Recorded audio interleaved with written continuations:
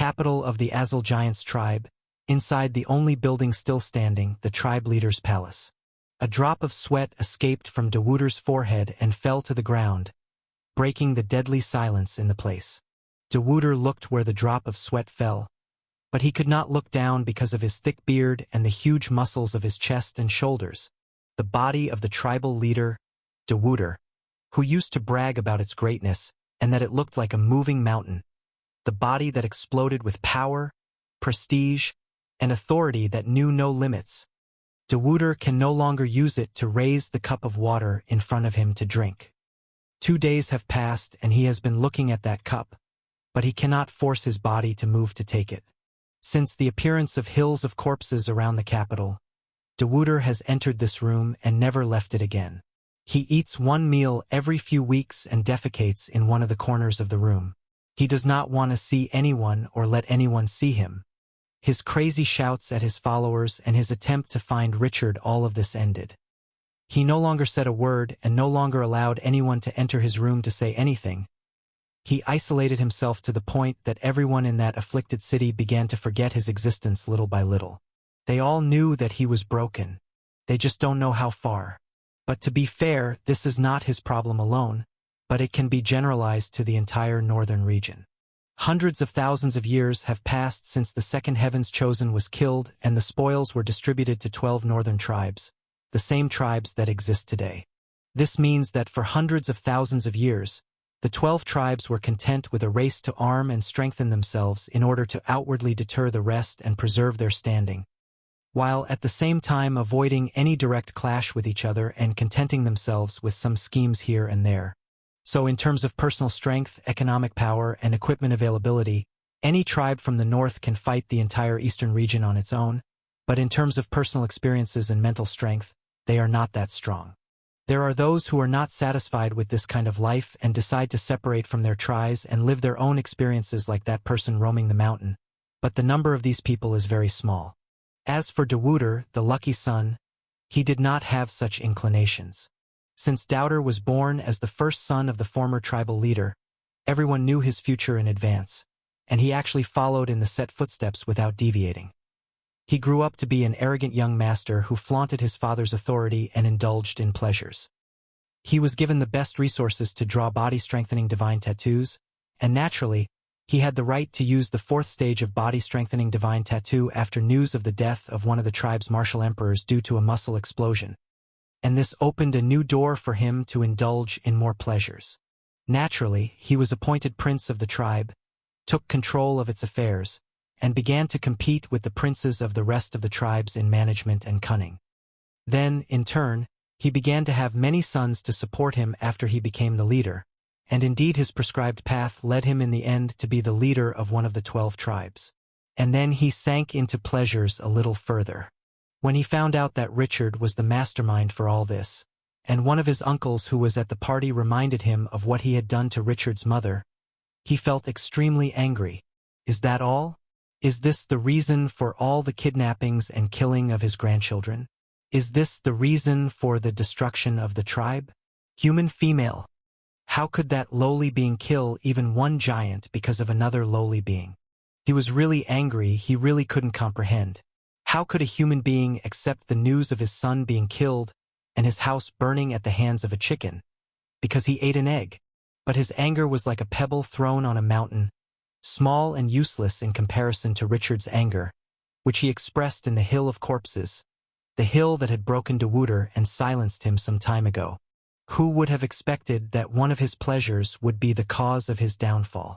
How could he have expected that the incident of messing with a random lowly human, that he had forgotten on the same night, would lead a tribe that had survived for hundreds of thousands of years to this state? If he had known then what would happen later, he would have eaten his children instead of her. But what good would regret do now? A person with a harsh past and experiences of failure would have risen from this ordeal and tried to find a solution, but not Dawuder, not the person who throughout his life experienced one success after another, the person who walked the line and did not deviate from it. His sons outside are trying to burn these corpses or bury them because their appearance is destructive to morale and causes the spread of diseases, but the human martial emperors do not allow them. Richard issued an order that these corpse hills must remain in their place, and they indeed remained for months now. Other martial emperors tried to find a way to get out and bring some food, and some of them tried to communicate with Richard to accept the terms of surrender, whatever they were, and some tried to think of plans to get out of this cursed city. While Daudar is still in his room, his mind unable to work. Your Majesty! Urgent report. Please open, Your Majesty! A frightening sound came from outside the voice, and its owner began knocking on the door forcefully. Dewuder furrowed his eyebrows slightly. He really wanted to shout at that guy and then get up and strangle him to death because he was disturbing the peace of His Majesty, but no sound came out of his mouth, and he did not feel the strength in his feet to get up from his seat, so he just ignored him. What will the knocker say, for example? What worse could have happened? Perhaps it was one of the food search missions and they came back chased as usual, or perhaps another epidemic spread among the soldiers due to the spread of corpses, or perhaps the soldiers discovered that they had been eating each other all this time. It doesn't matter. Nothing matters anymore. Your Majesty, please, we need you. There are 30 human emperors who suddenly appeared and started fighting with your sons and the rest of our martial emperors outside. Altaric's voice began to grow more frightening. The sound of explosions outside almost covered his voice. But Dewuder maintained his silence. What's new? They are surrounded from all sides and the rest of the giant tribes have abandoned them. It is normal for them to receive attacks. What is the worst that could happen? They die? He sees no difference between death and this life. Secondly, an attack from only 30 human martial emperors does not seem like a large number worth leaving his room. Your Majesty? Your Majesty? Do you hear me? The man outside started screaming more, but he did not find a response. He looked down, squeezing, not knowing what to do. Then he remembered something and shouted again. Richard is outside. He is the one leading the attack. Above the ruins of the capital of the Azul tribe, the smell of the corpses surrounding the walls and seeping from under the rubble, the appearance of worms and scavengers searching for their next meal, the skin and respiratory diseases that spread ferociously, and the lack of food to the point that the living looked at each other's thighs and saliva flowed, the uneven floor due to all the collapsed buildings. All this and more made the city unfit to live in. But strangely, it was also a safe haven for what remained of the Azul tribe. Whenever they tried to get out of it, they found the enemy martial emperors hunting them and forcing them to retreat inside it, and after they put their foot inside it, their pursuers stopped and returned to where they came from. Some of them even liked to be clever and escape through underground tunnels, but they did not escape from the soul sense of the human martial emperors and were arrested, got their limbs cut off and then thrown into the city again. The army of the Azul tribe had had enough one day and they came out as one body, fully armed and ready to fight against the human martial emperors if they appeared, keeping in their heads that even if most of them were killed, a handful of them might survive. But the army of the settlements around the city were the ones who besieged them. They beat on their heads until they forced them to return inside the city again. In fact, the escape of the martial emperors of the Azul tribe was somewhat easier. If dispersal and infiltration are of no use, then all they have to do is gather some of them and go out as one body and fight side by side. But the question here is, where will they go? The rest of the giant tribes announced that they would not receive them. Would they wander in the mountains forever? Will they stay close to each other all the time and none of them will go out to hunt or defecate, for example? This is completely impractical. Life outside the city will not be better than inside it. This city, with all its filth, its diseases, and all the evil it represents, they felt that as long as they were inside it, no harm would touch them. Until today, several green meteors descended from the barren black sky and aimed at the army camping area. What's that over there? This? Run! The remaining 20,000 soldiers, all bearing body-strengthening tattoos, are all between warriors, shamans, and dragons. Even if they are exhausted by hunger, they are still strong fighters who have lived for hundreds of years, but their reaction when they saw the pale green flames did not suggest that at all. Seeing more than 20 green meteors heading towards them, they all abandoned what they were doing and fled in different directions. Not one of them tried to confront the incoming attack. Some of the soldiers were asleep and did not understand what was going on. Yet they got up and started running anyway, but this did not help them much. The green flames quickly began to touch the ground one after another. turning the entire area into a sea of fire. I'm burning. I will die. More than a quarter of the soldiers were unable to escape in time, and the green flame caught them. Out of fear, they began to roll on the ground and scream or jump into the remaining water they had to drink. Some of them even began attacking themselves with tattoos of ice, wind, and other things, but the green flame was not affected and kept burning on their bodies violently. But the strangest thing was that they soon noticed that they did not feel any pain. Rather, they felt weak. If you dare, come out and show us yourself. One of the emperors of the Azul tribe jumped and threw a punch at one of the meteors that had not yet touched the ground.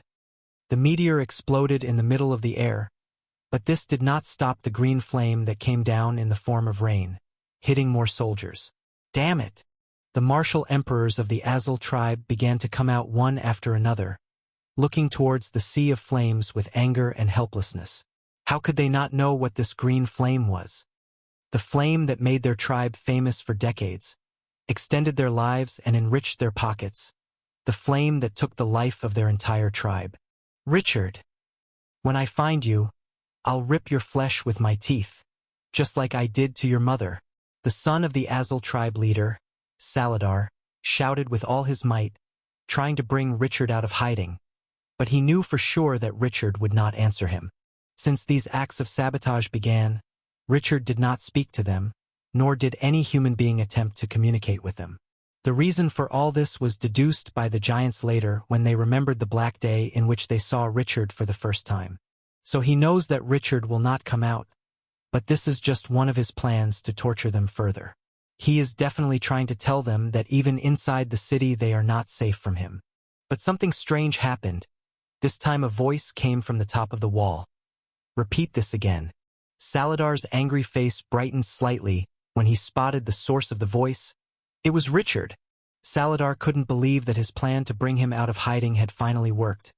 I said that I would eat you like I ate your mother, but I will not roast you like we roasted her slowly that day. I will eat you alive. Richard slowly tilted his head to the side, the area between her black eyes beginning to wrinkle frighteningly. I take it you still remember that day? When Saladar saw that Richard had not escaped yet and was intending to begin a long conversation, Saladar began to advance towards the wall at a slow pace, ignoring the screams of thousands of soldiers as they felt their life energy leaking out of them. How can I forget? I have eaten a lot of meat from lowly beings like you throughout my life, but your mother's taste was undoubtedly the best. I wonder if you also have such a tender piece of meat? Ha ha ha. Then Saladar started to speed up more and more, and the rest of the martial emperors of the Azul tribe started approaching the wall as well, and they all had the same idea in their heads. They all realized that the only way out of there is to arrest Richard and use him as a hostage. It is clear that the rest of the human martial emperors are following his orders, and today may be their only chance to arrest him. But Saladar made a mistake. Richard did not intend to leave in the first place. All he did was make him even more angry. The steps that Saladar took towards Richard began to accelerate until he began to smash the ground with his feet, exploding it beneath him with every step. The distance between them was already closed in a few steps, and he was not the only one. Seeing that Richard was still standing not moving a muscle, the rest of the martial emperors all rushed with full force towards the city wall. Saladar's words must have caused him some kind of psychological trauma that made him stand like this. That's what they thought and continued rushing madly. If they caught him, this nightmare would end. They all came forward with one sentence repeating in their heads, "We can do it!" But suddenly the scene before their eyes changed. A few people emerged from Richard's shadow and stood next to him, all dressed in black and holding long daggers. Their shocking exit and powerful auras forced the giants of the Azul tribe to wait a little. But the appearance of the Dark Path Emperors was not the end. Strong winds suddenly blew over the entire city and the lightning thundered in the sky. The powerful storm that appeared out of nowhere forced everyone to stop completely this time. When they looked towards the wall again, they found that the number of people next to Richard had increased. This time there were at least 20 people wearing golden armor, some holding light swords, some with bows, and some with terrifying-looking spears. With Richard standing in the middle, there were exactly 31 people standing on the wall with condescending looks. Their powerful auras that they released without reserve left no doubt that they were all martial emperors. You all. Saladar moved his feet again, but this time by taking a step back. He realized that today's raid was not for intimidation like every time. Richard and those with him came to fight. Normally, he would have been happy with this development and accepted it with open arms, especially since their numbers now numbered 34 martial emperors if they ignored his father, who lost his mind, meaning that the numerical advantage was in their favor. Also, although these humans are undoubtedly martial emperors, there is not a single one of them with the strength of a middle-level martial emperor, while the Azul giants have several people who are as strong as a middle-level martial emperor, and Saladar himself is as strong as a level 44 martial emperor. That is, even the qualitative advantage is in their favor. But they had been starved for many months. Could they engage in an open battle like this now? Hard to say. But they certainly have no desire to try it while their stomach is about to digest itself. Wait a moment. Since everyone is here, let's speak a little more wisely. Aren't we all called intelligent beings? Let's be a little civilized. Saladar didn't know he had the ability to say words so weak, but he said them anyway. You know what to do. Richard spoke slowly, then pointed at Saladar, but leave him to me. Ha ha. We know, one of the Wind Emperors pulled out his golden bow and let go. The golden arrow seemed to penetrate space itself, and in the next moment, the arrow was millimeters away from the right eye of one of the emperors of the Azul tribe. But that emperor did not bend. With a slight movement, he moved his face upwards and bit the arrow. Crash. Phew. The giant spat the squirming arrow alongside a few teeth. You're gonna have to do more if you want to take me down, you lowly human. Sigh, this is gonna be a long day. Let's go. The human Wind Emperor shook his head but did not seem surprised. Rather, he jumped toward the opponent he had chosen with a big smile on his face. And then the rest of the emperors around Richard followed suit, except for Peon. This will not be easy, so do not underestimate the situation and stay careful. Your life is more important than all of them. Peon once again patted Richard on the shoulder and then chose an opponent for himself as well and flew towards him. Boom. It's been a while since I've eaten human flesh. Today is my lucky day. Haha. I will nail you today, you dirty giant. I will take revenge for all the nights I spent out in the open because of you. Boom. In the blink of an eye, the largest battle the planet Nahari had witnessed since its founding erupted. An open battle between dozens of martial emperors.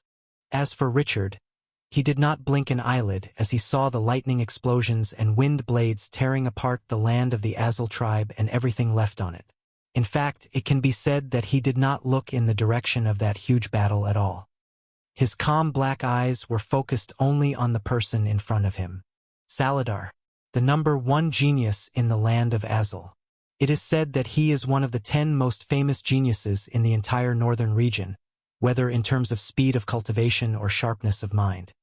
The person who is rumored to be the next leader of the Azul tribe, no, it's said that he actually runs the entire tribe currently and that Dawuder doesn't get involved if it's not a tribe-shattering decision. Saladar, the person who organized that cursed party on the occasion of his son being placed on a waiting list to receive the 4th stage of the body-strengthening divine tattoo, and he was also the one who organized the distribution of dishes that day in order to satisfy everyone. Have you engraved my face in your damned memory yet? Saladar gritted his teeth and shouted. The already destroyed city turned into hell after a mass imperial fight began. Everything was turning for the worse, but his goal did not change. If he was able to arrest Richard, all of this would stop. But strangely, it was Richard himself who told his followers to leave him to him. Does he suggest that he can fight him, Saladar, alone? What kind of insult is this? Then he continued in his outburst of anger, lest it be said that the great Saladar separates families. Today I will send you to your mother, and in the same way, it would be befitting to a lowly creature like you. My stomach, which was starved because of you, will be filled with your flesh today. Richard remained focused on his target below without any change in his expression. Saladar, the favorite son of the Azul tribe. I've heard a lot about you throughout the time I spent in this cursed city. Most of them were praising your intelligence and your unfailing expectations.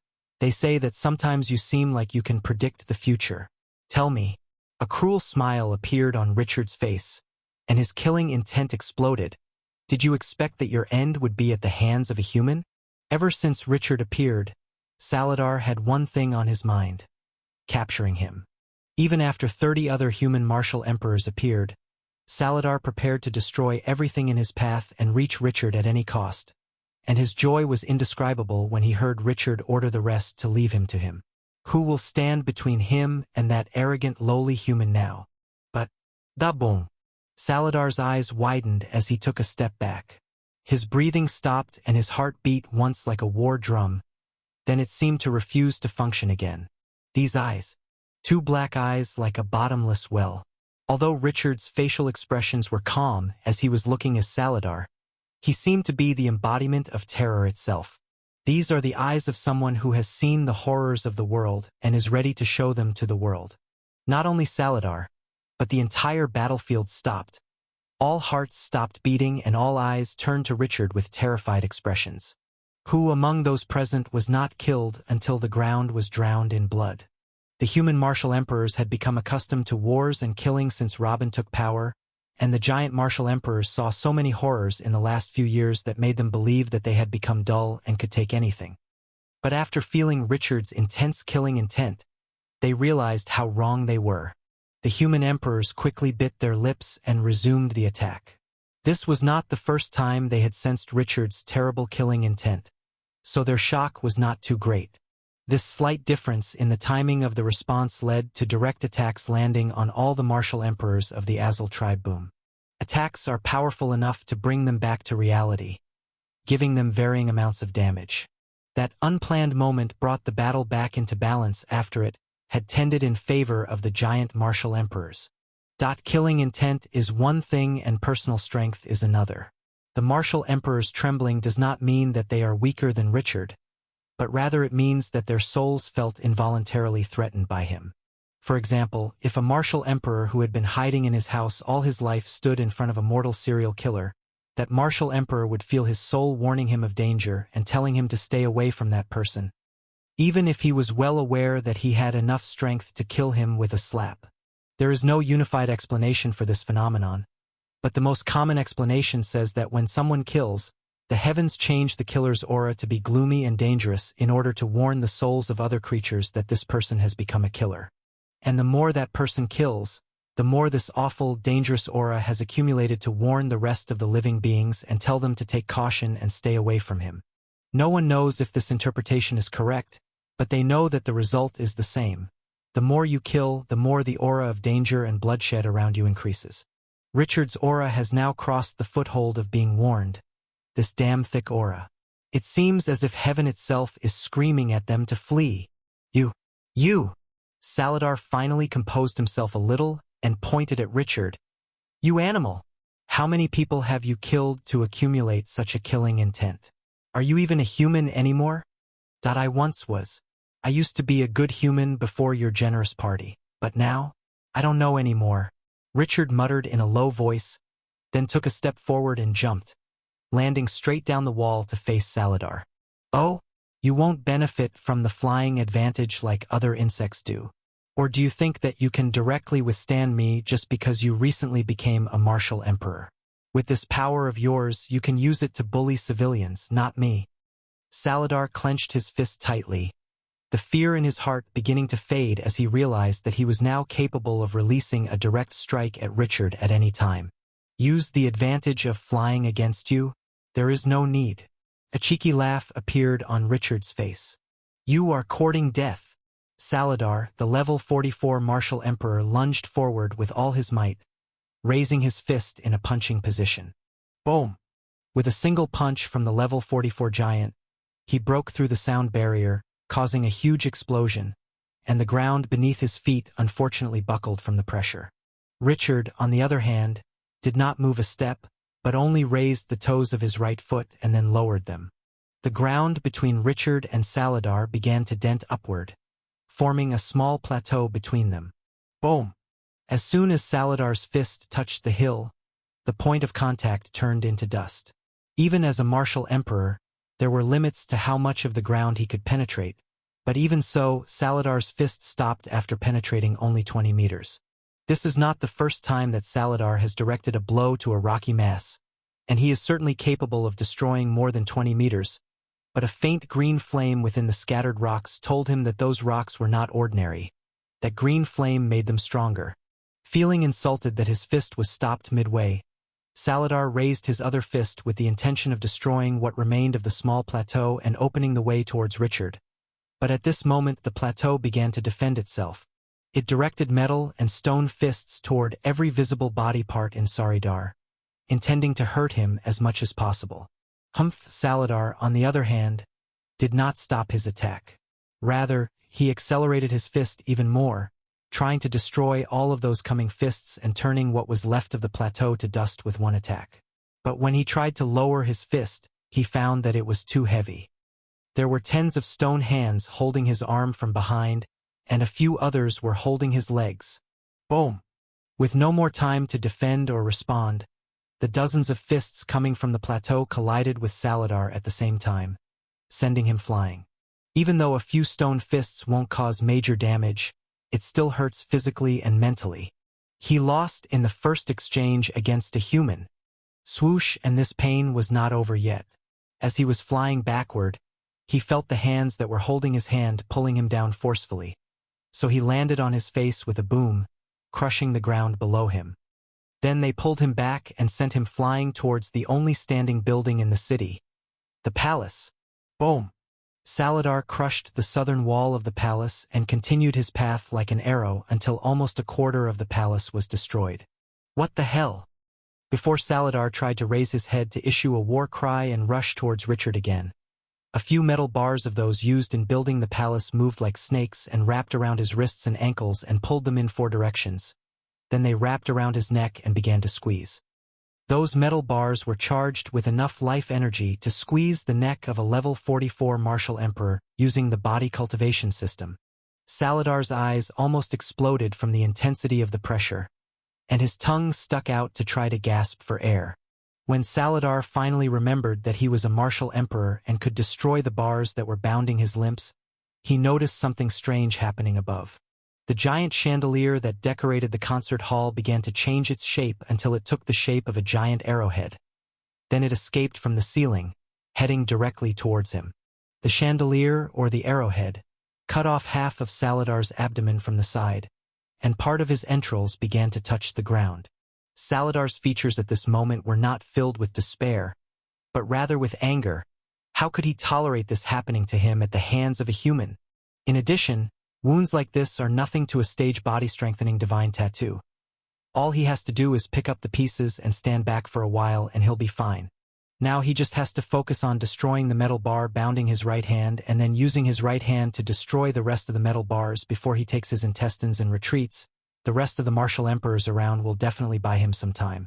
But suddenly, the pain he felt suddenly didn't seem like just pain. At this moment, he actually feels his soul struggling to stay inside a body. When he forced himself to look at his left hand to see the cause of the pain, his eyes opened wide in shock. The metal bars penetrated his wrists and began to slowly crawl under his skin. No, not just his wrists, the bars entered from the soles of his feet and right next to his spine as well. And they didn't stop, they all continued to crawl inside him very slowly. They all avoid cutting any major artery or injuring any vital organ. Each one of them was enough to make him wish he was dead. Ah! Saladar's screams almost tore his lungs apart. This was the first time he knew that the limits of pain could be pushed to this level. In fact, he no longer knows what he is screaming about. Is it the 5 metal bars that tear him apart from the inside? Or perhaps on his severed stomach and his entrails touching the ground? Or perhaps he was paying attention to the metal bars that were squeezing his neck until his eyes began to bleed. If he wasn't a mid-level martial emperor, he would have died 1,000 times by now, and this was actually the most painful thing to him. What is happening here? Isn't there a 3-level martial emperor realm difference between them? How is it possible that he has not touched the human boy since the beginning of the battle until now? Why is there such a huge difference between them? Rather, why does he feel that he is fighting the city itself and not the human boy?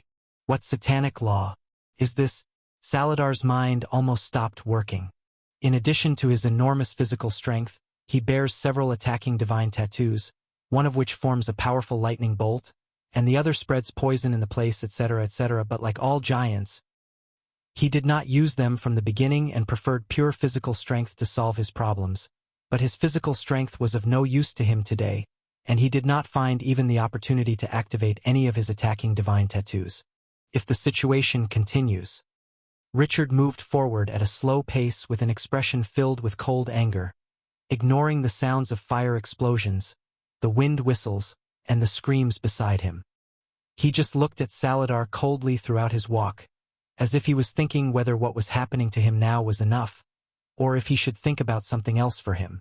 During his slow walk, he was attacked a few times, but the city was alert enough to defend him. He did not even blink an eyelid as he walked into the most dangerous zone on the planet Nahari at the moment. Finally, he reached inside the ruined palace and tilted his head to the side slightly, watching Saladar screaming as if he wanted to carve this scene in his memory.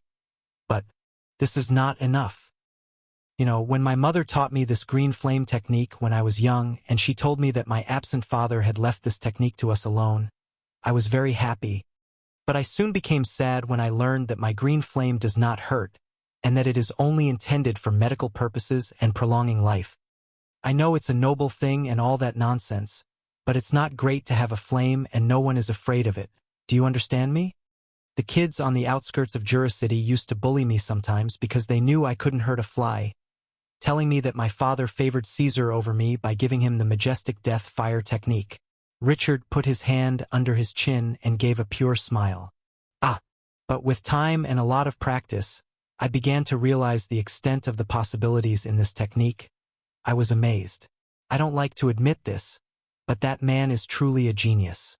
Richard nodded a few times. A while ago, you were wondering what satanic law led you to this suffering. Let me introduce you to it. It is the life fire. I know, perhaps you have never heard of it, but I don't blame you, it does not exist in nature. Then Richard waved a few times with an awkward laugh. The metal bar that entered Saladar's right wrist reached his heart and started to coil around it. The life fire is truly a wonderful innovation. Let me give you a quick definition of its capabilities. The major heavenly law of life can convert natural energy into new life energy and pump it into inanimate objects. It is also the only law that can recharge the life vein with new life energy, but the rate of converting natural energy into the dense and mysterious life energy is very slow. My sister Zara, for example, could control one flame monster at a time by continuously converting natural energy into life energy. This isn't practical at all. Richard shook his head. On the other hand, there is the major heavenly law of fire, which theoretically can burn anything in existence if it is cultivated to the point of perfection, but it is also a source of destruction and does not have many uses other than burning and torture. And it is the most widespread law among the cultivators on all planets.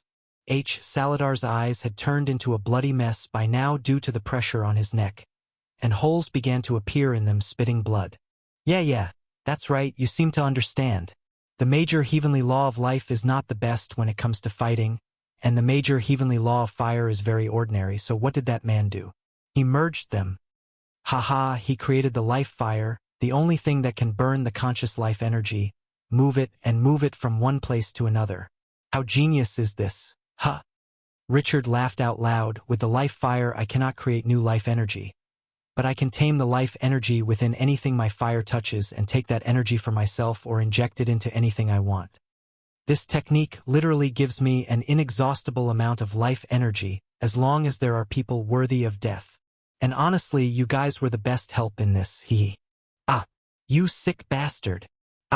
Saladar regained some consciousness and shouted at Richard. Richard continued as if he had not heard anything. Can you imagine the life energy of 50 million giants? And all this energy is now at my disposal. I can move it whenever I want and however I want, and now this enormous energy has been pumped into the city and its surroundings to revive this entire area.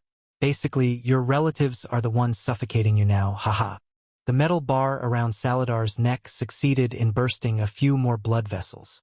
Then Richard began to rub his chin with his eyebrows furrowed. The only problem with this fighting style is that any inanimate object I pour life energy into will also need my soul to move. As you know, all creatures need a living body and a soul, otherwise the body is useless. Can you imagine the pressure on my soul when I'm supporting the entire city? This is exhausting, my friend. Let me tell you that. But I have to admit, doing this daily during the kidnapping operations and increasing the extent of control step by step was enough to train my soul on this type of control and strengthen it. I do not think there is someone else who can compete with me in terms of soul force right now. Well, my old man might, I can't read him at all anymore. Then he shook his head. Even Peon couldn't help but send a look toward Richard in the middle of his battle. This is the first time he has seen Richard speak this much. What is he doing there? I have forgotten why I started speaking about the life fire. What did I want? Aha! I said that I was sad when I was young because my flame does not hurt. Richard clapped happily. I know this is ridiculous for someone who controls an entire city now, but I really wanted to use the life fire itself to do something awesome sometimes. Do you understand me? So I asked myself, since I add my soul force while controlling inanimate objects, why not add it as well and make my life fire burning both the life and soul inside the target at the same time? Burning the life secrets at the same time like that should hurt a little, right? Ah! Saladar raised his head and looked at Richard with extreme hatred and fear. Oh no, what are you doing? Why are you screaming now? There is still a lot to come. Save your screams for your real cleansing. You haven't felt pain yet. A cruel smile appeared on Richard's face. Then he raised his palm and a ball of his pale green flame appeared. But there was something about this ball. Anyone who looked at it would feel a sting deep in their soul. Let me hear your cries now. Richard concluded his words with a smile, and then gently threw the fireball towards Saladar's forehead. Ah! Saladar's scream, the scream of a mid-level martial emperor, brought all eyes to him for a moment. All martial emperors who heard his cry, whether humans or giants, felt a shiver down their backs and all asked themselves the same question. What would make an emperor scream like that? Some of the giant martial emperors even felt ashamed of Saladar's cries and cursed him loudly and shut his mouth because he was discouraging them. But how can they know that, if they were in his place, their screams would be louder? As Richard said, when you say that something is a living being, you mean two things: a body that contains life energy and a healthy soul. If one of them is missing, then whatever you see is no longer a living being. And what Richard is doing now is attacking both of those elements at the same time. This is the Green Soul Flame technique, a technique that was purely invented by Richard. The technique is based on two parts. The first is that Richard makes life fire attack the life vein, the vein that connects the heart to the brain, but it does not pull the life energy out and does not cut the vein and exhaust it as usual, but rather merely heats up the life energy and leaves it in place. His goal is to make it boil and become disturbed so that it tries to find an escape, but Richard wouldn't let it. At this moment, Saladar feels that he is drinking volcanic magma greedily and wants to stop, but he cannot. There are only two ways to stop this pain. The first is to consume his own life energy or cut the life vein off completely, that is, to commit suicide, or to attack Richard and force him to stop his technique. The other part of this technique is the soul fire, which is a technique that Richard created to resemble the life fire. It is based on transforming his enormous soul force into a flame that attacks the soul domain with ferocity, but he controls it so that it does not break into the soul domain and kill him. Rather, it is controlled at a level that makes him feel enough pain to forget his name. This means that he will not even be able to make the decision to commit suicide to end his misery. A technique to torture both body and soul. Richard created a technique that, if it appeared in the middle planetary belt, would be classified as a forbidden technique immediately. Saladar began to faint in the middle of his screams. His mind tries to defend against all these types of torment by fainting, but the intensity of the pain forces him to wake up immediately after. The blood flowing from his eyes became mixed with tears. It was clear that he was no longer aware of himself, he was no longer conscious even in his screams, and there was nothing running through his head anymore. Just his instinct as a living being tells him that he is in pain, that's all. Richard remained standing there with his hands folded over his chest and his head tilted to the side. He did not appear angry, sad, or happy. There were no expressions on his face.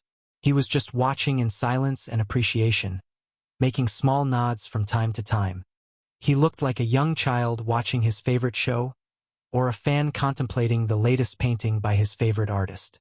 If he had to describe Saladar's condition now, he would say that he is exquisitely beautiful. Boom! At this moment, a fire attack descended on Richard, but a huge rocky hand came out of the ground and blocked the attack in its way. This is not the first time attacks have been launched against Richard. Since the mass fighting began, the Giants' martial emperors have sent an attack or two whenever the opportunity arises, but none of them came close, just as happened this time. But what was different this time was that Richard finally raised his head and looked at the battle taking place behind him. Saladar was no longer very amusing as he lay alone. The battle inside the city walls currently can be said to be equal. The martial emperors of the Azul tribe have a level difference that favors them by a large margin. The strongest person on the side of the true beginning empire is Pion, and he is barely level 42 currently, while the giants among them are people who are level 45. The attacking divine tattoos they possess are also very diverse. The northern tribes, after they killed the second chosen of heaven, distributed copies of all the attacking divine tattoos among them, so the Azul tribe does not adhere to a specific path of divine tattoos, they have everything. That is, a single martial emperor may have tattoos from several paths, all of them with the power of the third stage of the laws. In addition to their tremendous physical strength, of course, this gives them an advantage in terms of the available options for attack. And now that the momentum is in their favor, they know that they need to kill or be killed today. If they do not give everything, they will be annihilated. But if they are victorious, the siege will end and they will have a chance to regain their lives. So their morale and will to fight was too strong. On the other hand, the human martial emperors can fly. That's all they need to balance the scale. As for the 20,000 law users who make up the remainder of the Azul tribe, they have been completely ignored. They were supposed to help the martial emperors of their tribe and annihilate the humans, or force them to retreat at least with their huge numbers, especially since the Azul tribe possessed a huge number of divine weapons. But something forced them to let the martial emperors face each other with no disturbance. It was Richard. Since the city storming began, Richard ordered the city to fight the soldiers and prevent them from approaching the battle of the martial emperors. Yes, at this moment, tens of thousands of stone hands were fighting 20,000 law users. The ground would open from time to swallow a few, metal and stone bars would sneak on them and shackle their bodies from head to toe, and even the huge statues that were in every corner of the city came out from under the rubble and began attacking the soldiers. And yes, again, Richard was fighting the 20,000 law users at the same time as he was fighting Saladar. The life force of 50 million giants was no joke. The final fire attack upset Richard a bit, especially after he saw that there was no progress being made in the battle of the martial emperors, so he stamped his foot on the ground. Dozens of stone hands penetrated the ground and began attacking the emperors of the Azul tribe. Richard joined the fight against the emperors. "No need, I'm here." This is the sentence that Richard uttered arrogantly when Pion told him that he needed to gather more martial emperors and mobilize the settlement's armies in order to attack the capital of the Azul tribe. Pion sighed and accepted his ruling at that time. After all, they were just support who came to follow Richard and obey his order. As long as he wanted to attack the city now, then that's what shall be done. But the rest of the martial emperors from the true beginning empire didn't like this very much. They knew how wide the gap in cultivation level was between them and the martial emperors of Azul, and that a battle like this would definitely not end well for them.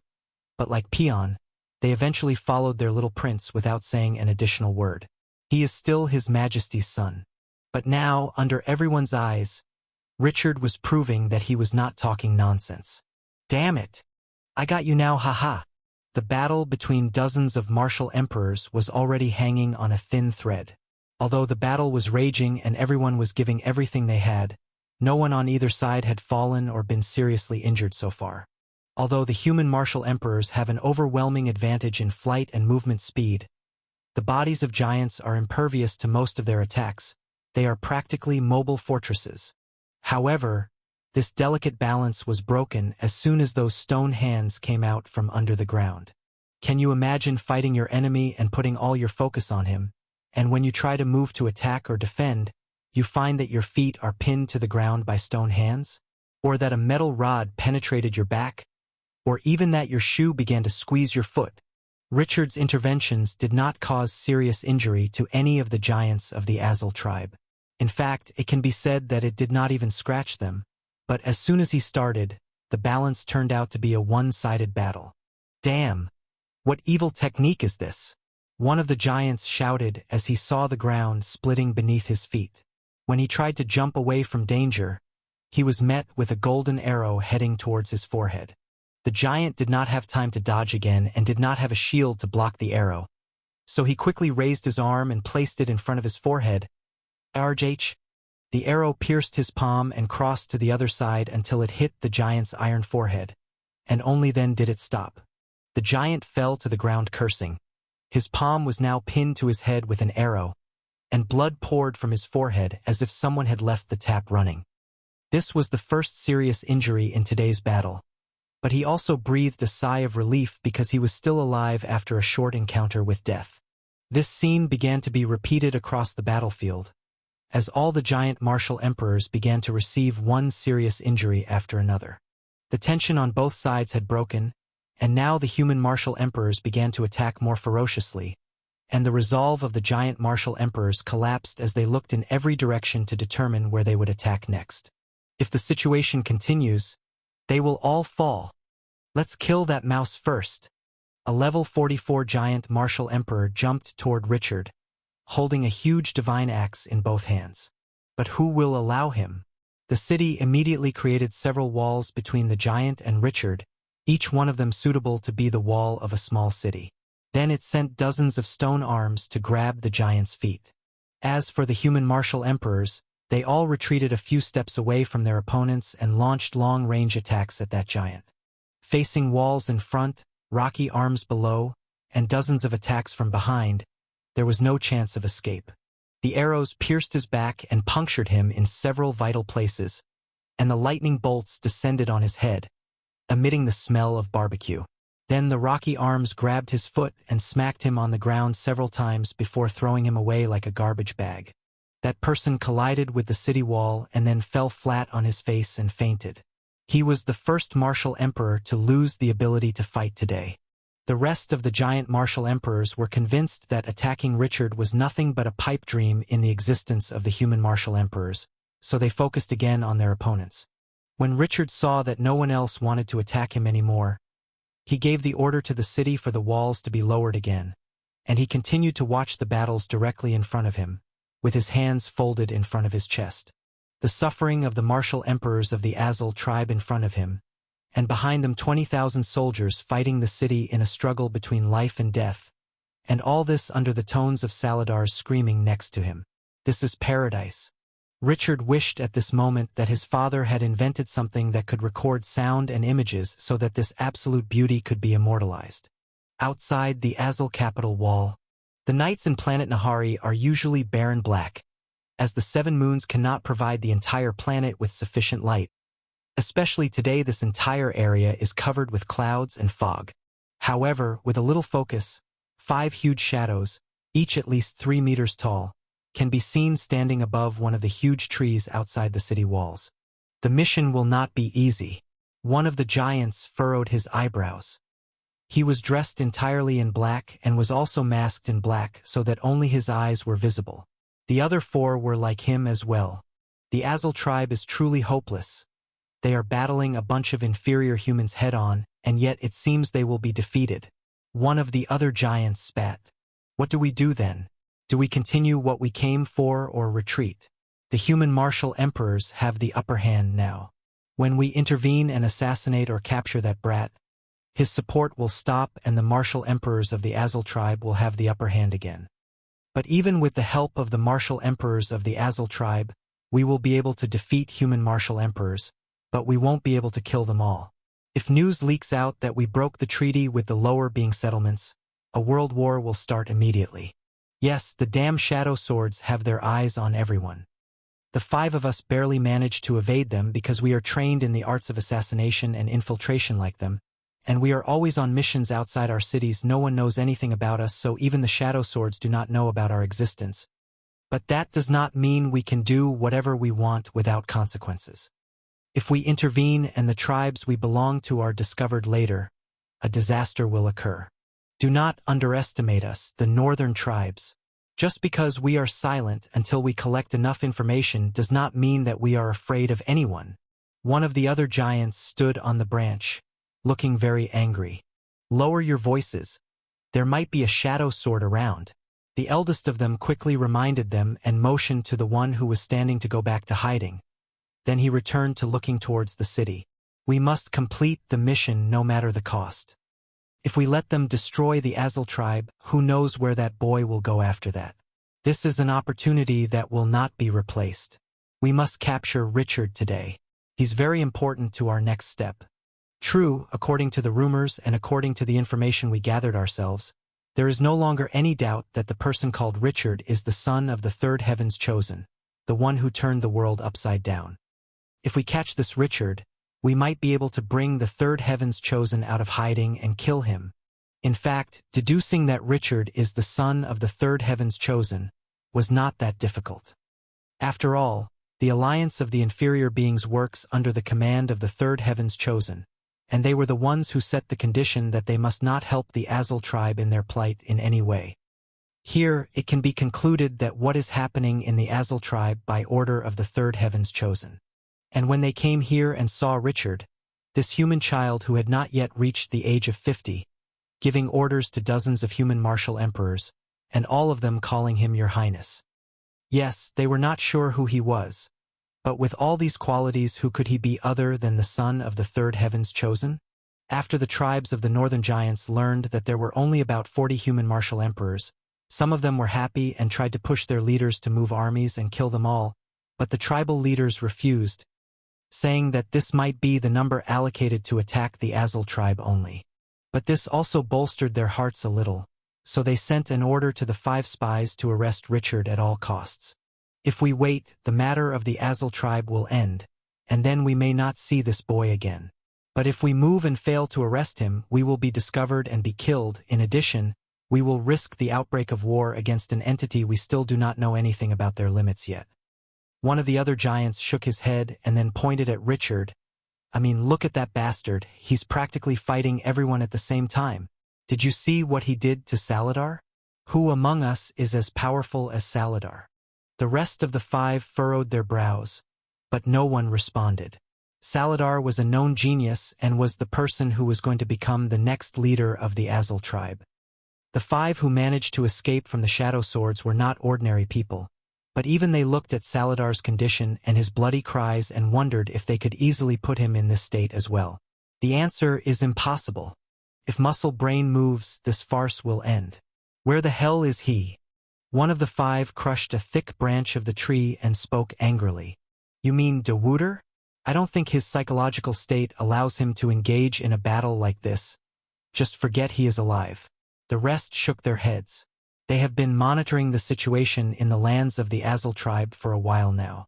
Naturally, they knew about their leader's condition. Damn his mental state, we need his muscles. Someone shouted, Dewooder is among the strongest tribal leaders. That's if he is not the strongest. That idiot has not diluted the effectiveness of his 4th stage body-strengthening divine tattoo and wants to break through to be a high-level martial emperor. Humph. He thinks he is that guy. Have you seen his body lately? That idiot is about to explode. In fact, the 4th stage of the body-strengthening divine tattoo has a fatal flaw, which is that the bodies of intelligent beings cannot withstand this amount of destructive force.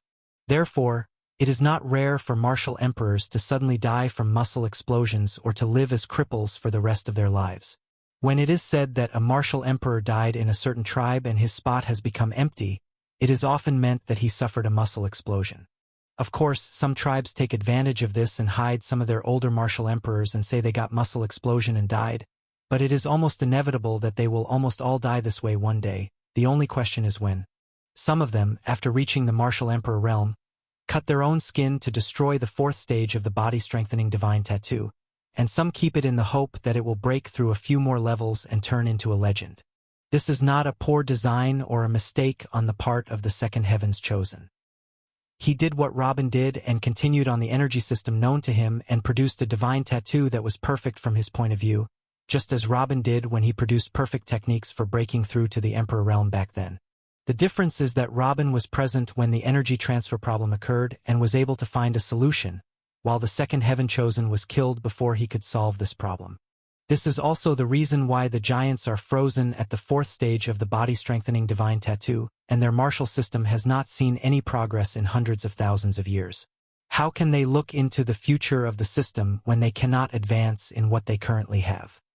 And of course, they cannot try to modify the body-strengthening divine tattoo either because they do not understand what those runes mean. Now the giants theoretically have a complete cultivation system up to the fourth stage, but in practice, the divine tattoo system stops at level 46 due to the natural capabilities of the bodies, and no one can exceed this level. Except for a few. The owner of the body who can take the next step towards level 47 will have crossed the physical barrier of intelligent creatures. His body will be closer to that of a beast from the legends. The differences between levels will no longer be a thing to him. Those at level 46 will be nothing in his eyes. During the Martial Planet's history of nearly 500,000 years, only 6 individuals had managed to do it, and each of them was the unofficial ruler of the North and the entire planet as long as they lived. And of the 6, only one of them had reached level 49. That person was currently alive. Another giant nodded. Dewuder is really crazy, and his foolish ambition has made him vulnerable to exploding muscles at any moment, but he has also made him the strongest of all the tribal leaders. We have to drive him to join the battle, but how? Richard keeps everyone busy. If not one of them goes to tell that big fool about what is happening in outside, he will stay in his room defecating on himself. Someone furrowed his eyebrows and focused on the giants of the Azul tribe who began to fall one after another, then opened his mouth. I'll go tell him. Are you sure? If you get caught. The remaining 4 looked at him worriedly. Don't worry. All I have to do is knock on his door and tell him what's happening outside. Wait for the good news. The giant reassured them, then jumped from the tree and disappeared into the fog, heading towards the wall. Powerful explosions and cracks suddenly appeared from a certain direction, making Richard furrow his eyebrows. There is no fighting in this direction. The only thing lying there is the palace. No, these are not explosions, but the sound of footsteps. Boom! Suddenly something fell from the sky near Richard with such force that it created a hole in the city and sent dust flying everywhere. It was not clearly shown what it was, but his shadow told Richard that he was one of the Nahari giants. That person did not use any technique nor even release his aura to make this large crater in the ground as if a meteorite had struck the city. He only used his weight. Then that person started coming out of the crater. He only wears soiled pants with his upper body covered with tattoos and dirt. His body can only be described as a mass of huge muscles. His hair and beard are very thick and messy, and his foul smell fills the air. And his gaze. This gaze was not that of a normal person. That person ignored Saladar's screams echoing behind him, the massacre of the soldiers, and the dazzling battle of the emperors, and he focused on one person. Richard? Rich.Ard? Ha ha ha! Finally, the gaze of boredom and silent anger disappeared from Richard's face when he noticed the new arrival. He quickly turned to face him and opened his arms wide, laughing hysterically. The killing intent that erupted from him along with the crazed look on his face sent shivers down everyone's backs. Except for Dewuder. Dewuder remained standing there staring at Richard's face, at the face of the person who destroyed his beautiful life, who cut off his marked path. This is the second time he has seen Richard.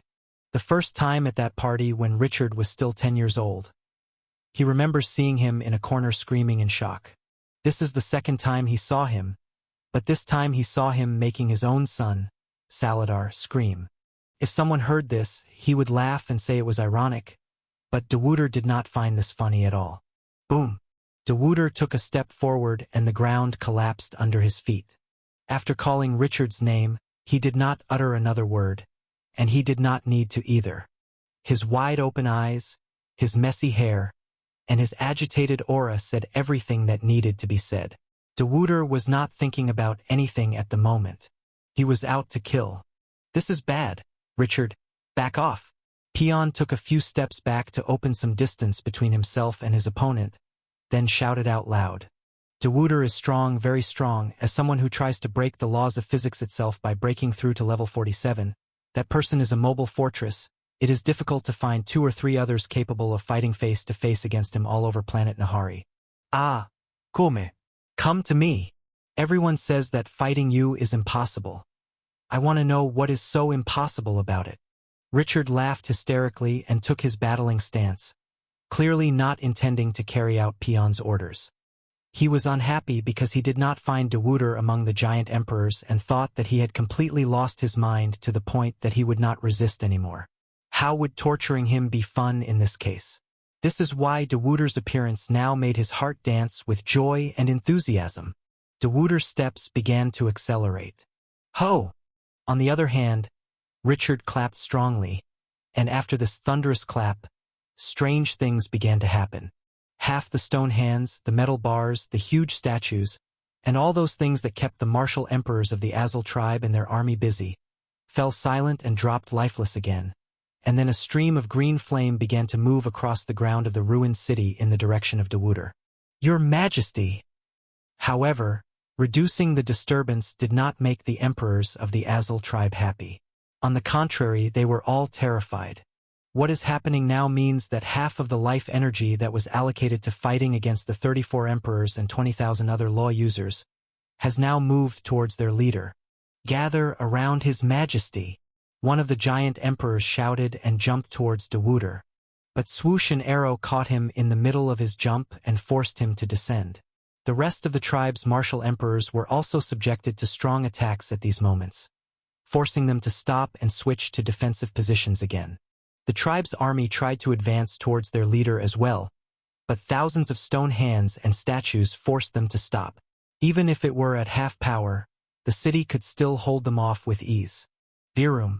In the blink of an eye, a huge amount of green flame reached between Richard and Dewuder, and the first move the city made after allocating this huge amount to fight Dewuder alone was that it formed a huge palm of rock and metal and then brought it down on Dewuder's head. Boom! Leader! One of the Azul emperors shouted. He had been fighting with these hands for some time now and he could sense the amount of energy in them. The amount of life energy in that palm that struck Dewuder was undoubtedly enough to kill a martial emperor like him with a single strike. Boom! But at this strange moment, a strange thing happened. The stone palm was shattered, and Dewuder appeared from beneath it, still rushing forward like a moving fortress as if nothing had happened. There was not a single scratch or even a drop of blood on him. Richard furrowed his eyebrows slightly. This was unexpected. The city was automatically deriving its consciousness and spirit from Richard's soul, so when it realized that force attacks alone would not work, it automatically began to modify the method of its attacks, and in an instant it formed huge pointed spikes of metal in Dewuder's path. These thorns are like those used to block the path of heavy cavalry to stop them and kill whoever tries to break through. They are also powered by the life fire and a huge amount of life energy. These thorns are undoubtedly capable of harming or even killing martial emperors. But the city knew that it would not be enough to kill Dodar. What the city wanted was to break Dewuder's momentum by stopping his advance or making him jump so that it could attack him while he was in the middle of the air. But, creak squeak, Dewuder continued his dash, and the huge thorns in his path began to dent and shatter. It didn't matter if they were human emperors or giant emperors. They all stood and watched from afar with open mouths. Was this still a living body? The thorns clearly failed in their mission, but at least they succeeded in slowing him down a little. Roar! Dewuder roared violently when one of the thorns got stuck in his chest. Then he punched the ground hard. Boom! The entire field of thorns was destroyed at once, and even the ground itself was destroyed. Boss, we are here too. The army of the Azul tribe felt the ground shake under their feet and collapse. A few bottomless pits appeared beneath them and a few hundred of them fell into them. Haha yeah, fight back harder. Use everything you have. Richard laughed out loud. In his view, fighting Saladar was not fulfilling. Only bringing that guy's nose to the dirt would be a little satisfying. Metal rods appeared behind Dewuder and began to wrap around his wrists and ankles, as happened with Saladar. But, boom! Dewuder did not stop for a moment to see what had caught him. As soon as he rushed forward, the metal bars were dented and thrown to the side. Dewuder raised his muscled arm again, this time ready to punch forward. Ha ha ha yeah! Come on! Richard started to have a green flame burning on his head, clearly preparing to do something big. Only a few steps remained between Dewooder and Richard. One of them looks at the other with intense revenge and hatred, wanting to tear his flesh with his teeth and eat him alive. The other had a look of joy, enthusiasm, and hysterical madness. The martial emperors from both sides had almost stopped fighting and were content to watch from afar. They no longer understood the emotions of these two. But understanding one thing was enough. The victor of their fight would determine everything today. Even just by the look of it, the victor has already been decided. The four masked giants felt their fifth approaching, and with a slight movement he stood next to them again. Pulling that muscle brain out of his awkwardness wasn't easy. That giant who had just arrived sat down directly on a strong branch and shook his head. That bastard didn't move when I told him they were being attacked and his family was being killed. He only moved his ass when he heard Richard's name. He's really hopeless. Well done. The mission is almost complete. With Dewooder around, it is impossible for this raid to succeed. Even if we couldn't capture Richard today, we would still have some time. But we have to find a way to free Richard from him. That human shouldn't die. He's our way of forcing the third heaven chosen out. In my opinion, we should leave Dewooder and eat him. Why should we arrest him and bear his responsibility? Let Dewooder kill him and the third heaven chosen will surely come out to avenge him. Then we will be waiting. True, even if Dewooder doesn't kill him, I think we have to intervene and kill him. If Dewooder didn't what? Haha, who could stop him? Look at him, he looks like a raging bull in the middle of a group of rabbits. I bet everything would be over within one punch. The giant's words got stuck in his throat, and at this moment he felt his body freeze. They all felt the blood freeze in fear inside their bodies. There was something happening inside the city. Dewooder was a few steps away from Richard, yet Richard did not take a step back. Rather, it seemed that he did not intend to back down in the first place. With eyes shining with killing intent and hair ablaze with a green flame, he only gave a smile worthy of an ancient villain and stood still. The aura of madness that surrounded Dewooder did not lose to Richard in the slightest as well. He continued pushing forward with wide-open eyes as if he were a beast who came here only for killing and could not see, hear, or speak. Under the influence of intense killing intent from both sides, the temperature of the area suddenly dropped and everyone felt a chill in their backs. The battle between the martial emperors of the two sides stopped. It's not like they agreed to stop and watch what happens between Richard and Dewooder.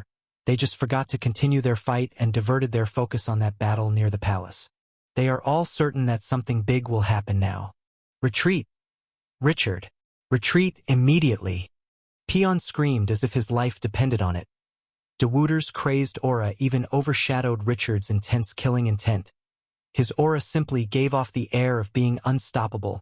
But Richard ignored him completely and the life energy from all over the city began to gather around him at a rapid pace.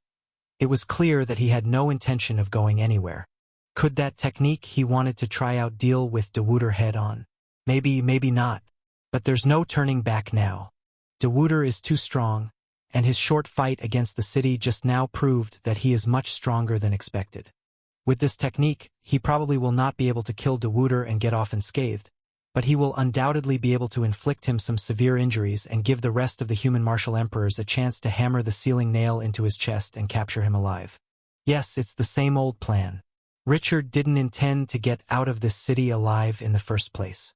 He knows that the true beginning empire founded by his father has something called warlords who can fight or even defeat Dewooder, but what's the fun in that? He wants to do it himself, and if he dies after destroying Dewooder's ego, this will be the best ending he could ask for, as there is nothing to live for anyway. Richard smiled contentedly in the face of Dewooder's crazed gaze. Finally, he would achieve his goal. Finally, he will fight that monster and join his mother. Finally, he will stop what you want to do and step back right now. You mustn't get hurt for any reason. At this moment, something unexpected happened. One of the human martial emperors appeared behind Dewooder and stabbed him with 2 light swords. Then, a huge wall of wind shot out and pushed Richard away until he almost sent him back to the city wall again. It was Peon. Third brother. Richard's eyes regained some clarity and he shouted in fear for the first time. He knew how strong Dewuder was from this brief clash from before. That attack from Pion would certainly not have a major impact. He was like an infant trying to harm a grown man. Indeed, Pion's dual blades were aiming at Daudar's lungs from behind, but they were barely able to penetrate even a simple bit of these metal-like muscles. Almost no harm occurred to Dewuder. Arg!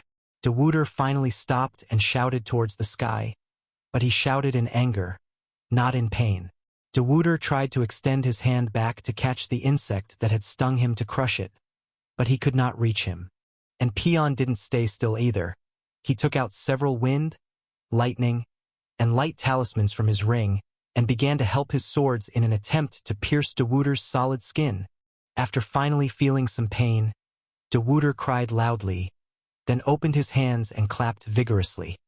The sheer force that resulted from this clap caused everything around Dewuder to be pushed dozens of meters in all directions. Whether rocks or dust, and even Richard himself was pushed back further. But Pion remained clinging like an insect fighting for its life in the middle of a hurricane. Burn then. Feeling that Richard might escape if he wasted too much time on this cockroach, even Dewuder regained some of his clarity of mind and decided to start focusing on Pion in order to kill him as quickly as possible. So he began to pass his energy towards one of the offensive divine tattoos on his body, the blue flame tattoo. In the blink of an eye, a huge fire ignited, engulfing both Pion and Dewuder within it. And they both started screaming in pain. The body-strengthening divine tattoo system for giants is not like the internal energy system in many points, the most important of which is that it does not change the user's body to withstand a specific law. The body-strengthening divine tattoo only gives strength to the body with which it can resist the influence of the laws to a certain extent. This is why giants can use all kinds of laws through offensive tattoos. This is because their bodies are strong and can withstand anything, and this is also why they do not like to use offensive divine tattoos, because even if their bodies are strong and can endure, they still feel pain from using them.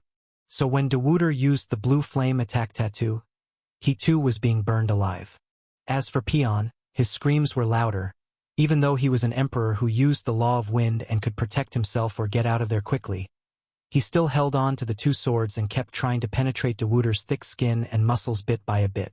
Richard and the rest of the human martial emperors could see his hair and skin melting, and if it were not for the golden armor covering him, he would have already turned to ash. Go away, you stubborn cockroach. Even for Dewuder, who was beginning to lose his mind, the intensity of the pain of being burned alive was no longer unbearable. How could that human being bear what he could not bear? Dewuder let out a final scream and decided to jump out of the fire quickly and find another way to kill this cockroach or just ignore it, when he heard, "Ha ha ha!" During his agonized cries, Pion suddenly began to laugh angrily. Then he forced himself closer to Dewuder's ear and began to whisper with half-burnt lips and a voice carrying a lot of pain. I, Pion the slave, do not have the intelligence of His Excellency nor the talent of Prince Richard, but even someone like me is capable of inventing an offensive technique or two if I had a perfect law. The cause of the Nahari disaster, the foolish leader, Dewuder. Take this from me and die already. Pion pulled out his sword and the wind began to infiltrate the wound heavily. A massive explosion occurred inside Dewuder's body. The major heavenly wind law, one of the elemental laws whose technique is widely spread across all planets. The elemental laws, such as wind, water, lightning, and other visible elements around us, affect the bodies of living beings directly from the moment of their birth, and all mortals know them, even if only superficially. Even a mortal will know the way water moves, its shape when it freezes, and so on, and this facilitates the learning process compared with hidden laws, such as the law of reverse expulsion, based on which Robin designed the gravity bracelet. Therefore, cultivating these elemental laws is easier, the success rate is greater, and results appear much faster compared to the rest of the hidden or unnatural laws. Also, monitoring their truths is easier, creating their techniques does not take much time, and even cultivating them takes less time compared to the rest of the laws, and also the herbs and creatures that raise affinity towards these elemental laws are too numerous and easy to collect. So the spread of the elemental laws in this frightening manner is not a coincidence. But they are also the least impressive laws in the eyes of cultivators who have options. Firstly, they are very well-known laws even to mortals who have never cultivated, and it is easy to predict your opponent's next move. What will he do, for example? Does he throw a fireball at you or pull roots out of the ground? Once the opponent knows that you cultivate such technique and such path, he can easily anticipate most of your next movements. We take the major heavenly law of the wind as an example. The law basically focuses on moving the molecules of gaseous substances and controlling their convergence and stretch. That is, the user of this path can, for example, compress the air molecules to form a semi-rigid blade and then move it to hit the target or form a wall of air to defend himself. Or maybe he makes himself faster by pushing himself with the wind from behind and dispersing the air in front of him during movement. There are a few other applications, but in the end, they all focus on controlling air molecules, which can be deducted one way or the other. But this does not mean that all users of elemental laws are ordinary or weak people compared to the rest of the cultivators. The elemental laws are still the laws that shape the visible world around us. To control part of the visible world is a terrifying thing, but only a very few can reach this level of comprehension. There is, for example, the most powerful attack in Alexander's arsenal, the dimensional bomb, which is to cause an invisible explosion at a specific point in the atmosphere, such that the air molecules move apart from each other at an insane speed. This causes disruption in the ecosystem, which makes the molecules quickly gather again. This disruption results from the separation, and the rapid convergence of particles can kill most opponents or destroy entire cities depending on the strength of the attack user and his ability to control the law. One day on the planet Greenland, specifically during the siege of Hoffenheim, Pion asked himself something. Don't the lungs of living creatures contain air? What would happen if I manipulated that air and crushed their lungs? In theory, his question was sound, but in practice, when he tried it on buds, he found that it is much easier said than done. He does not see the air inside the lungs and cannot feel it at all, as if after entering the lungs it turns into another element that he does not know. It took him a lot of practice and experiments on the buds mid-battle until he could finally do one thing: rapidly spread the air molecules inside the lung, causing them to explode. This was his secret weapon, which enabled him to penetrate the enemy's ranks throughout the siege and emerge with his life intact every time. Unfortunately, this did not help him with the martial emperors. When he tried it on his opponent a short while ago, it caused his opponent to retreat in pain and gave Pion the upper hand throughout the fight and enabled him to fight two martial emperors at the same time, but he could not kill them by exploding their lung as he was hoping for. The bodies of those scoundrels were indeed strong. However, after De Wouter appeared, Pion tried to use this technique on him. Perhaps if he could make him feel uncomfortable during his fight against the city, it would do some good. But De Wouter's eyebrows did not even tremble. He did not feel anything significant. Pion was shocked by what he saw. Aren't his lungs made of flesh and blood too? Or is my strong body blocking my control of the air inside his lungs? Then an idea came to him. If the problem is that his lungs are strong, then I just have to increase the amount of air inside them. And if the problem is that his body is very strong and blocks my control, then I have to make holes myself to reach his lungs. I will stab his lung and push more air into his lungs, and then I blow him up from the inside. This will surely be enough to kill him. Pion knew that he would not be able to penetrate De Wouter's solid body easily. He knew that even if he succeeded, an explosion like this from close range would take his life as well. He knew that it was a purely suicide mission. However, boom! Suddenly an explosion came out from De Wouter's back. There was no flame or anything like that, just a strong sound that resounded like a bomb, and the thick muscles of his back began to fly everywhere. Then he fell to his knees and hands for the first time since his appearance, blood pouring from his mouth profusely and his eyes unfocused. Pion succeeded in his plan. He inserted enough air into De Wouter's body to create a bomb that was enough to destroy a small village, and he actually managed to detonate it. He actually succeeded in blowing out one of his lungs and severely damaging the other. But Dodar was still alive.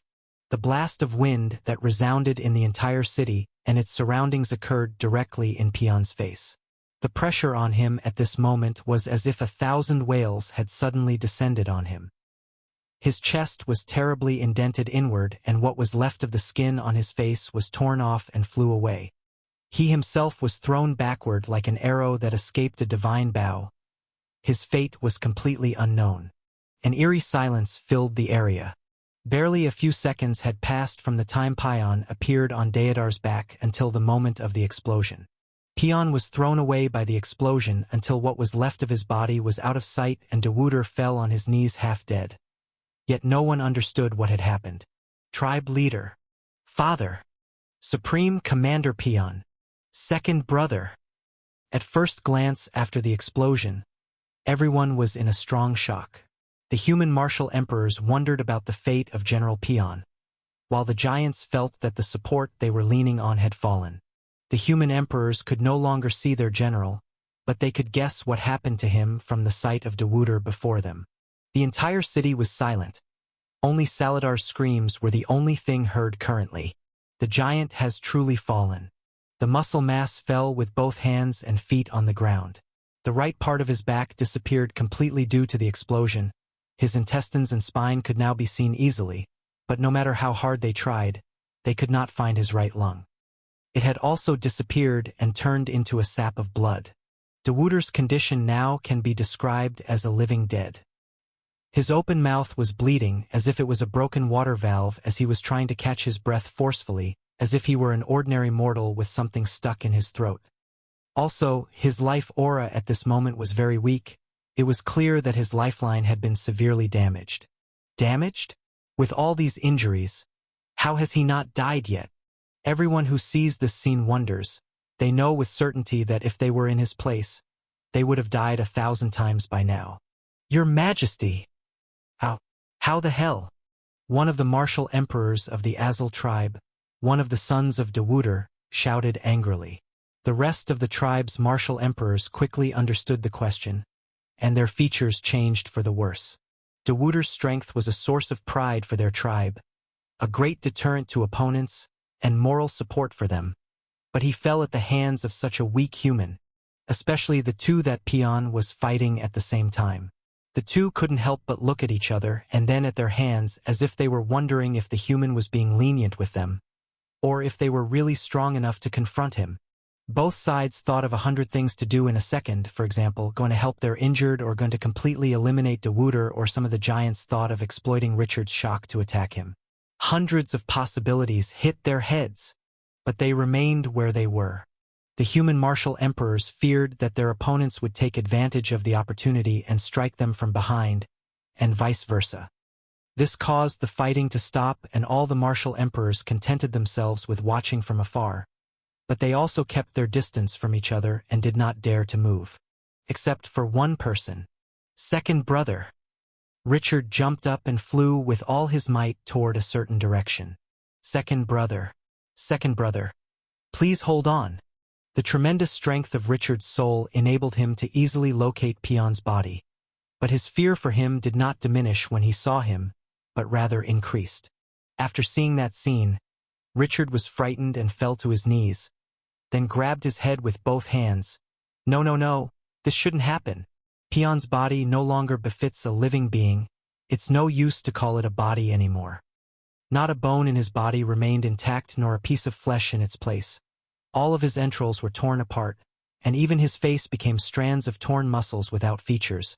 While his eyes no longer existed either, they turned into bags of blood.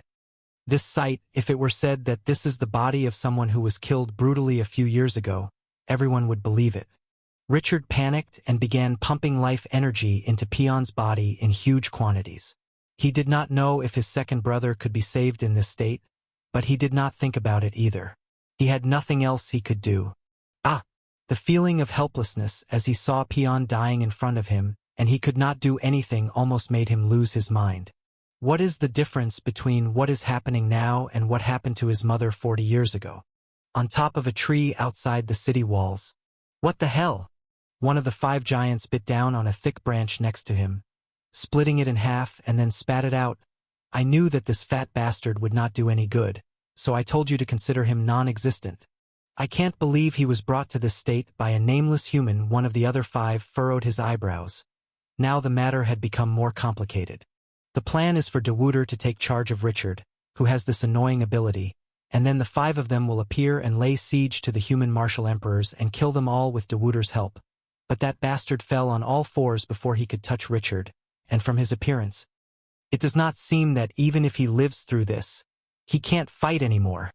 What to do now? Let us intervene and let whatever happens happen. As soon as we intervene, we will kill at least 5 human martial emperors with one blow, after which the balance will turn completely in our favor and we will easily kill the rest with the help of the Azul emperors. Don't forget they can fly, someone might be able to escape. Calm down.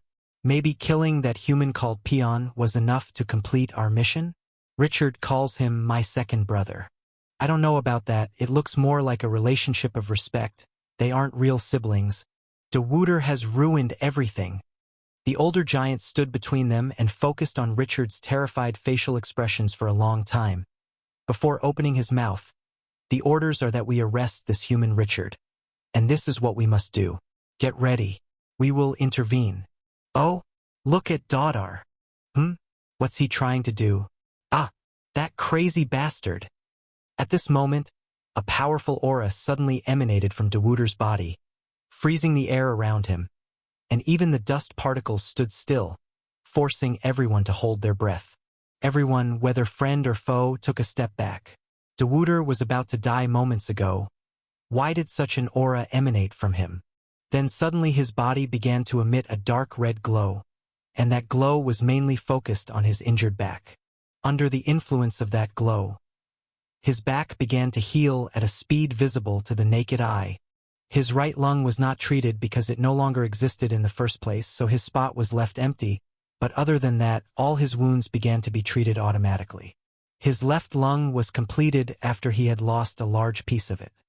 His interiors healed and his back muscles began to fuse together again. It only took a few minutes, and De Wouter got back to his feet. It didn't matter if you were a human martial emperor trying to win points, or a giant martial emperor trying to protect what was left of your tribe, or even an ordinary soldier trying to survive against the city's constant attacks.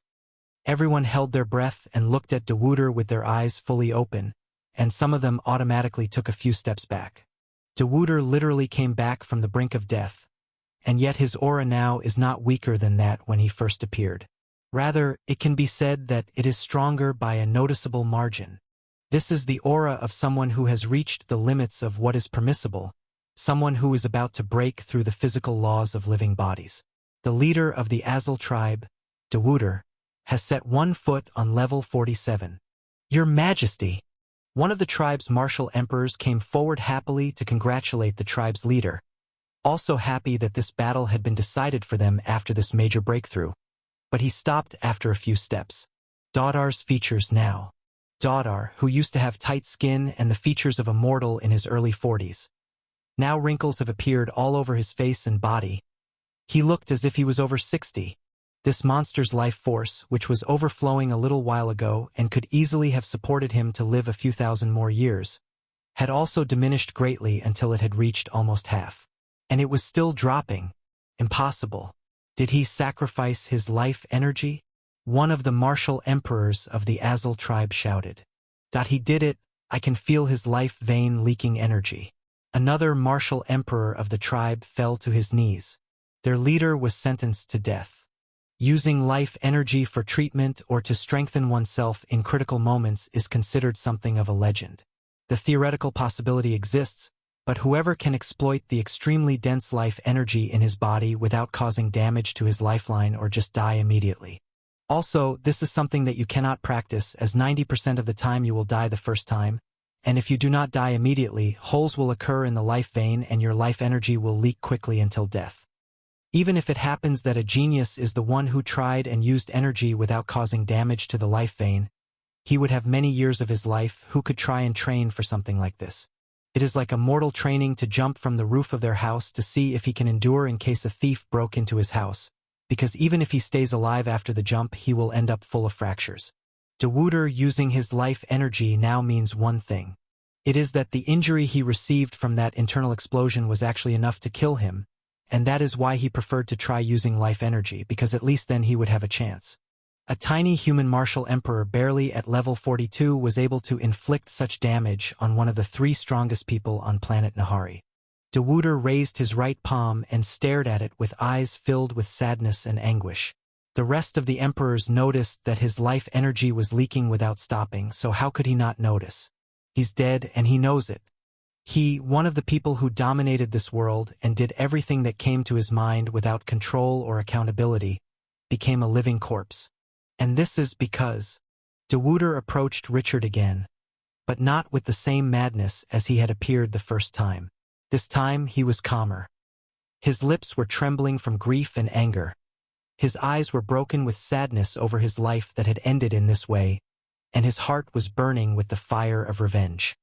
But he was calm, as now he did not need to think about anything else like reviving the tribe or taking revenge against the other tribes for forsaking them, nor building another city for them after death besieged all their cities and villages, and many unnecessary thoughts that occupied his mind every second. Now he has one mission: he only has to kill Richard, the person who started all of this, in the most horrific ways. Nothing else matters. The dark red glow on his body began to increase again. Since his life energy was leaking out anyway, why not take advantage of it and burn it to become even stronger? One of the human martial emperors raised his golden spear and threw it at De Wouter. Richard was unable to confront De Wouter before, so what about now that he started burning his life energy in this way? The battle of the emperors must expand to include De Wouter as well. They must all attack as well in order to make any difference. If they leave Richard alone, he will surely die. And one of De Wouter's grandchildren, a level 43 emperor, jumped in front of the spear and used an offensive waterpath divine tattoo to try to stop it. He knew very well that if his grandfather was killed now, they would also be dead soon. The spear penetrated the wall of ice and then passed through the chest of that young giant emperor and turned the area in his chest into a lump of coal instantly, then continued its way towards De Wouter as if it had not encountered anything. That human emperor had enriched his golden spear with more than 10 talismans of light, lightning, darkness, wind, and even ice and fire. This spear represents the ultimate in weaponry technology in the true beginning empire. De Wouter did not try to confront or evade but continued to walk forward. The spear pierced his back from behind and passed through his chest. An injury that could not have been more direct than this. Yes. Take that, haha. No. No, wait. This? One of the giant emperors noticed that their leader's body was not burned. The spear looked like it had hit a mud puddle. It lost all its momentum and just got stuck in De Wouter's body. Between the shouts of joy of the humans and the screams of the giants, De Wouter raised his arm, pulled out the spear, then threw it aside and continued walking. The red glow began to work on his wound, and within a few steps, it was already healed. That bastard. Has he become immune to killing? Your Highness, retreat! One of the human emperors shouted and drew his bow to attack De Wouter again. I will not allow it. The giant emperors finally regained their momentum and leaped upon their opponents again. This time more ferocious than ever. More wounds on De Wouter's body means his life energy is consumed faster. The leader must remain alive until he at least rid them of Richard. They must buy him time, even if they die trying. Boom! De Wouter ignored the battle that flared up again behind him. The attacks from the human martial emperors still rained down on him from time to time, but he pretended that they did not exist and continued forward. Whatever injury befell him, it healed immediately, and after each time his features aged more. His eyes were fully focused on Richard, not hysterically like before, but very calm, thinking of a way to drag him with him to hell in the worst possible manner. When he was only 100 meters away from Richard, he opened his mouth. I am dead? All of this happened for what? Because we were selling your flesh? Because we forced you to treat people? For the sake of your mother? For the sake of a human? De Wouter shouted forcefully. His eyes filled with confusion and anger. Human. Haha. Whether the reason is what we did to you or her, or even both of you. What are you? Mere lowly creatures created to entertain and serve us giants. Why? Why are you trying to change the laws of the world? I will skin you alive, yes. Then I will slowly eat you, starting from your fingertips. I allow you to die only when I feel that my life energy is about to run out completely, We still have 10 hours of fun ahead of us. And don't you dare think about suicide. Yes, if you kill yourself, I will go and kill the rest of your followers there. It's better for you to keep me by your side. You wanted to kill me, right? Let's die together, ha ha ha. Then he started to quicken his steps. Richard let out a long exhale when he felt Peon's heart and vital organs working again after he had built them almost from scratch. Then he stood up and looked at Dewooder calmly. We can't fight here. Step back. Then he raised his arm and pushed a palm towards Dewooder. Boom! Richard raised his palm and sent a standard energy attack from about 60 meters away from Dewooder.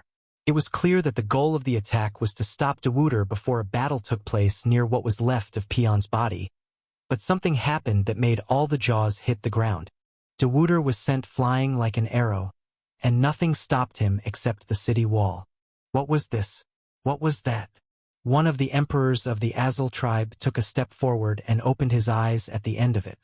It's not like no one could attack Dewooder or cause damage to him. Even the rest of the human emperors could actually attack him, and one of them even nearly killed him with that back explosion. But why did a standard energy attack send him flying like this? That giant's eyes automatically drifted toward Richard, and he saw something strange. Richard at this moment was radiating a dark green glow.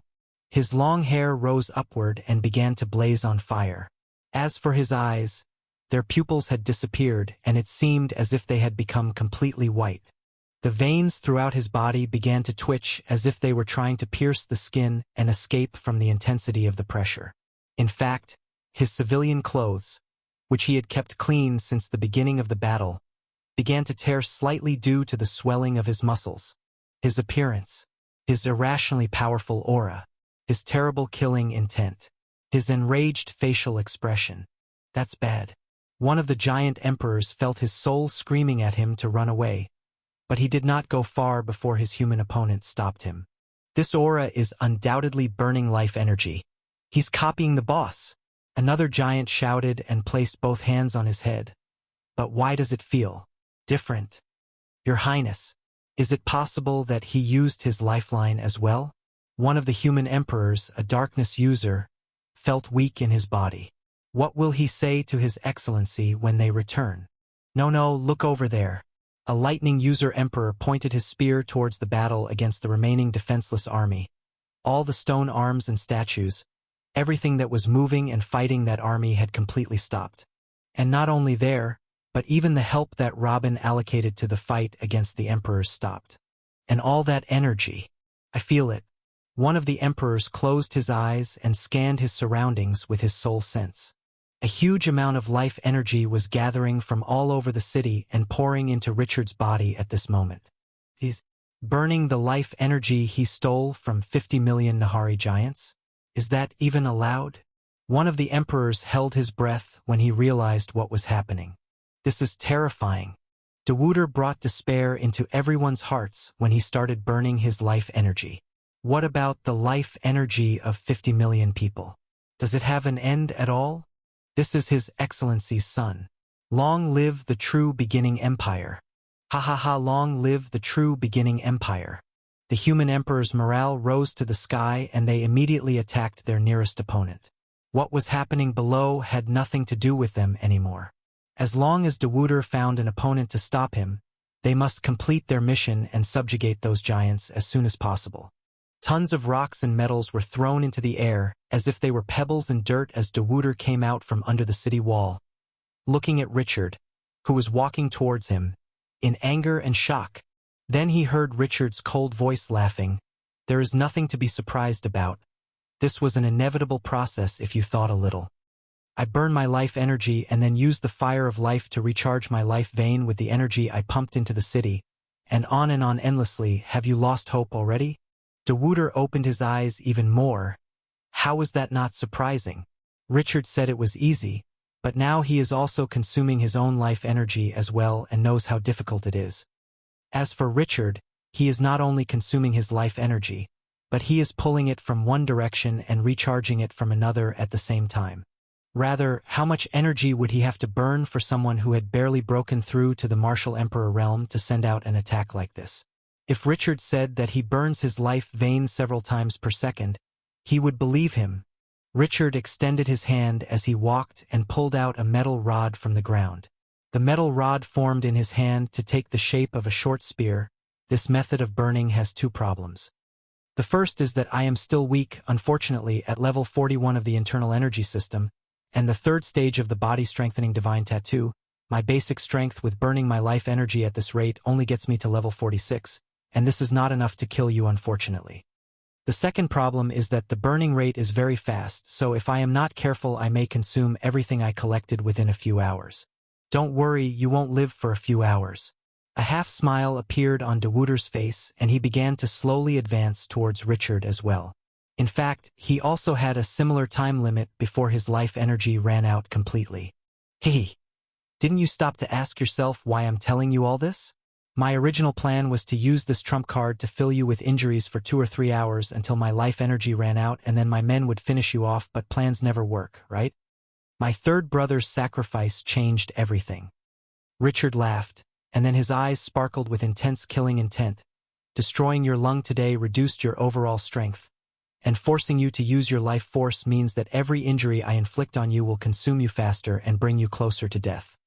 This means that I no longer need to buy time. I have a real chance of killing you, cool huh? Let's see this opportunity then. Dewooder smiled and cracked his neck right and left. The palm he had just received forced him to take Richard seriously for the first time. The polite conversation between Richard and Dewooder astonished everyone. These two of them really experienced many mood swings within a few minutes. Boom!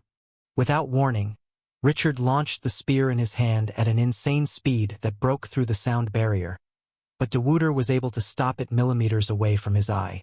The next moment, Richard's left fist appeared in front of him, heading towards his other eye, but Dewooder waved the spear sideways and pushed Richard's fist away so that it passed next to his neck. Boom! The energy from that fist caused another part of the wall to collapse. Dewooder got time to catch his breath when he felt Richard's right foot hitting his empty chest. Dewooder spat out some blood and then thrust his palm forward, intending to destroy Richard directly. But Richard quickly dodged to the side using his flying ability, then extended his palm that was burning with a green flame. If he could touch Dewooder with this flame, it would take a large slice of his remaining life energy. But Dewooder hit the ground with his foot and jumped back. Then he activated a wind path attack tattoo on his right shoulder and shot Richard with a massive wind blast. The main battle of the day has finally begun. Boom! Threads of daylight began to appear in the sky from afar. Finally, dawn came and the deep darkness of Nahari began to lift little by little. However, everyone's eyes were directed toward another source of light, or more correctly, two sources, one of which radiated dark red and the other radiated intense green. Boom! Ah! The sounds of birds chirping and small animals calling happily after the dawn weren't heard. Only explosions and screams were present. Boom! Dewooder used an offensive lightning path divine tattoo to bombard the entire area and surround Richard, then sent a palm toward his chest, sending him flying away and spitting blood. No! That cry was not from Richard, but rather it was coming from thousands of soldiers of the Azul tribe. When Richard harnessed a large portion of the life energy he had collected in battling the 20,000 soldiers, he did not intend to kill any of them. He was just making the city severely wound them or hold some of them and torture them, but he gave it the order to stop before anyone died. Even the green flame meteors he threw at them were for the purpose of knocking out their life force, torturing them, and perhaps reducing their lifespan a little to make them feel weaker, but it didn't kill any of them either. The ironic thing is that they actually started to die when the city's attack on them stopped, and the fight between Richard and Dewooder began. Boom! Richard and Dewooder's fists collided again, creating a massive energy wave that pushed everyone back. The clash of two masses of pure power in the middle of the city was not an easy matter. Every time one of them attacked or defended, energy waves were produced and destroyed everything around them. The palace had already turned into a pile of rubble. And of course, the bodies of the soldiers and the ground under their feet were not stronger than the palace that was built with the toughest rocks and metals. They all felt like small fish that happened to be present during a fight between two whales. On one hand, the ground began to crack and swallow them, and on the other hand, the energy waves began to destroy their bodies. Some of the weak among them have already exploded. A number of the soldiers tried to flee the city to get away from this hell, but the human martial emperors did not allow them. Sporadic attacks here and there were enough to force them to stay. Speaking of the Battle of the Emperors, they were also influenced by Richard's fight against De Wouter. A while ago, the human martial emperors were confident that they could win as long as they had the advantage of flight and golden armor. Richard talked about being enough and things like that, and he would indeed be good at stopping the soldiers under the martial emperor realm, but fighting the martial emperors, battling the real deal, would be their responsibility after all. As for the giant martial emperors, before the battle they were talking about making a coup against De Wouter, who had lost his mind, and that any one of them should take the leadership. The only thing stopping them was that no one wanted to take charge. Watching the clash of red and green in front of them, whether it was the humans of Nahari giants, they knew how much they were frogs at the bottom of a well. Who among them could stand up to this power? This is the power of a high-level emperor. What is the purpose of the existence of armies anymore when you have one of these at your side? Boom! The ground cracked again and De Wouter was thrown away, Richard flying after him like an arrow surrounded by green flames like an ambassador from hell. Whenever someone tries to send flame balls, for example, an energy wave comes from the opposite side that causes the attack to fade away, or another wave comes that automatically increases the power of the attack. The Battle of the Emperors became extremely random because of this, and this was worse for the giant emperors who couldn't fly to change positions fast, so they became the losing side very quickly. His Excellency's adopted son sacrificed himself so that we might have a better chance, and his own son, of his own flesh and blood, is fighting with his life on the line. If I do not do everything in my power, what will I say to His Excellency? This is what was going through all the human emperors at this moment. Humph, your body is full of injuries and your energy reserve has reached a dangerous stage. This is a perfect time to try that thing. One of the emperors dressed in black and wearing a mask spoke in a hoarse voice. Aren't you in a similar situation, you bastard? The giant shouted and swung his hammer again, both of them exchanging direct blows several times. Even if the human didn't seem to be badly injured, he was definitely full of internal injuries. Do not underestimate His Excellency's armor and talismans. The human emperor disappeared once, then appeared behind the giant and thrust his long dagger into his opponent's neck. The giant took a few steps back with two eyes open to the end of them, shocked. That damned human did not use such a major attack for a while. Was it not also exhausted? How did he regain his strength so quickly? The giant was clearly injured severely. His aura decreased, and even his eyes began to shake violently. But he was not dead. That giant moved his eyes like a madman and started looking around for that cowardly human emperor, and at the same time he was trying to slowly remove the dagger from his neck.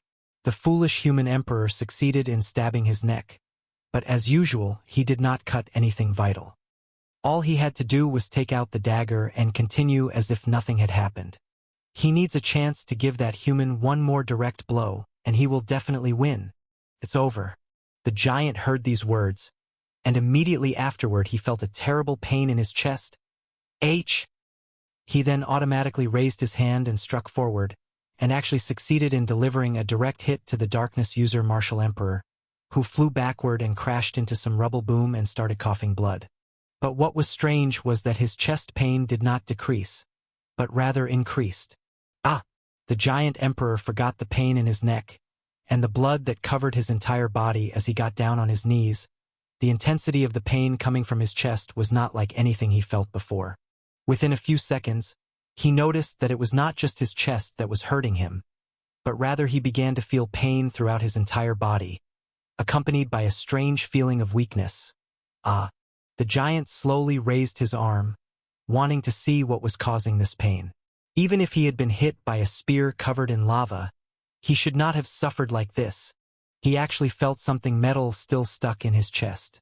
He tried with the strength he had left to pull it out, but he failed, causing him worse pain.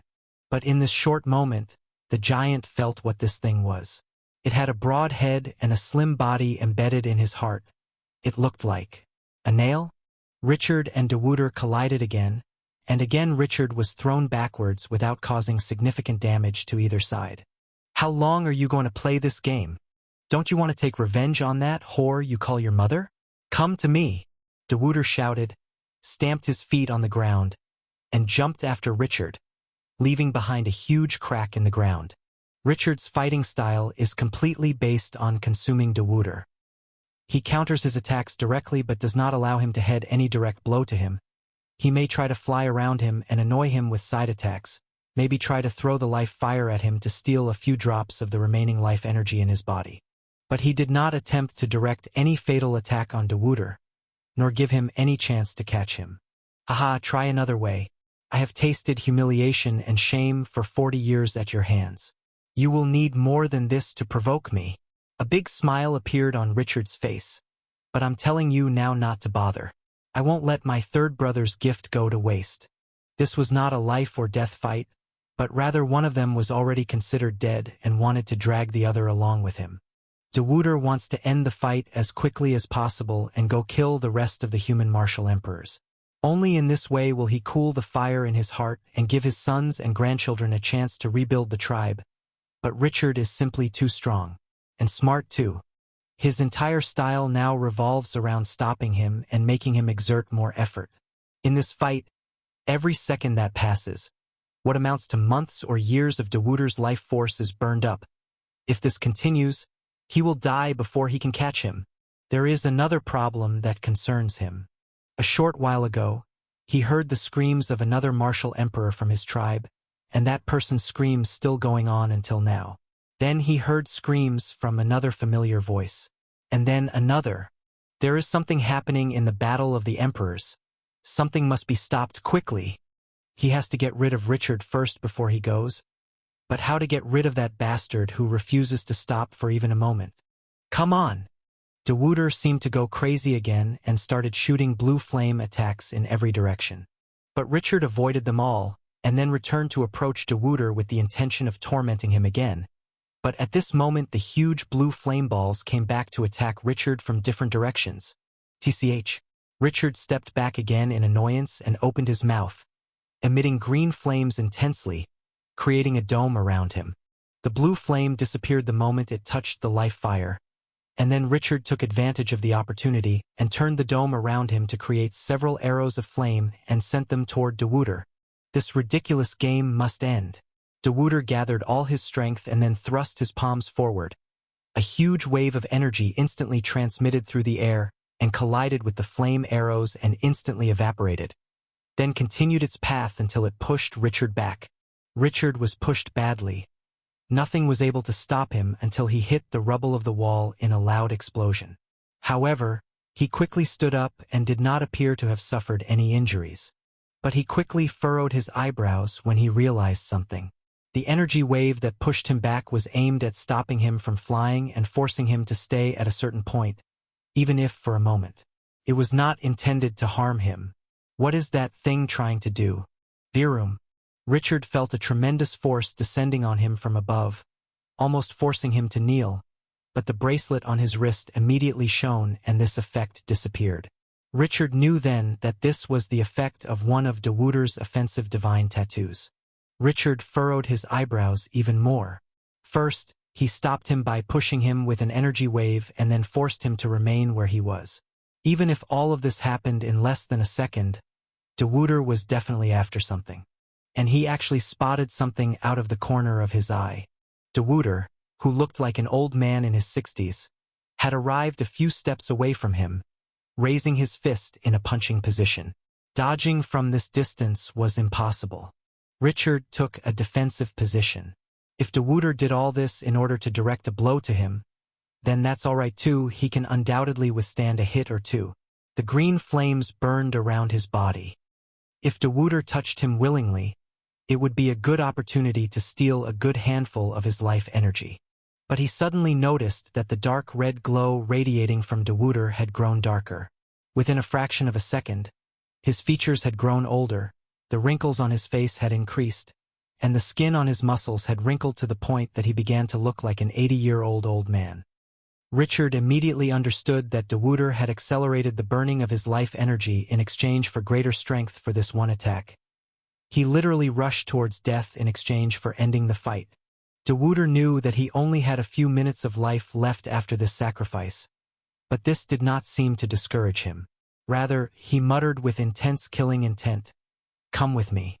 Even Dewuder's voice now has become like the voice of an old man who put half a foot in the grave. "Nah, you'll die alone." With an expression filled with arrogance and anger, Richard took a step forward and raised his fist.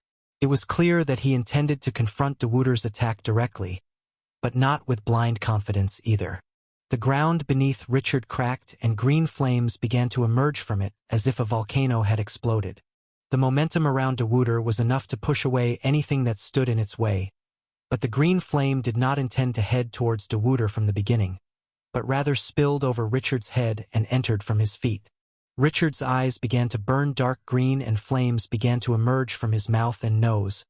Even his long hair began to burn intensely. At this moment, his aura multiplied at least several times. His muscles suddenly swelled, and his veins burst to the surface, and each one of them began to pulse with an audible sound. What remained of his clothes and armor had exploded away from his body, except for 1 or 2 pieces of rags covering the lower part of his body. Richard shouted with all his might, this time not from excitement or anger, but from pain. Whatever he did was certainly not without consequences, but Dewuder did not leave him a way out. Either go along with him in his madness to stop this attack, or he would undoubtedly die. They were both betting on this clash. The victor would undoubtedly be determined after that.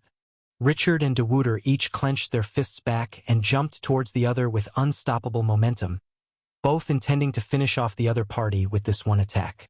For a moment, it was as if time had stopped in everyone's eyes. The dark red glow and intense green glow got even brighter and higher until they reached the sky.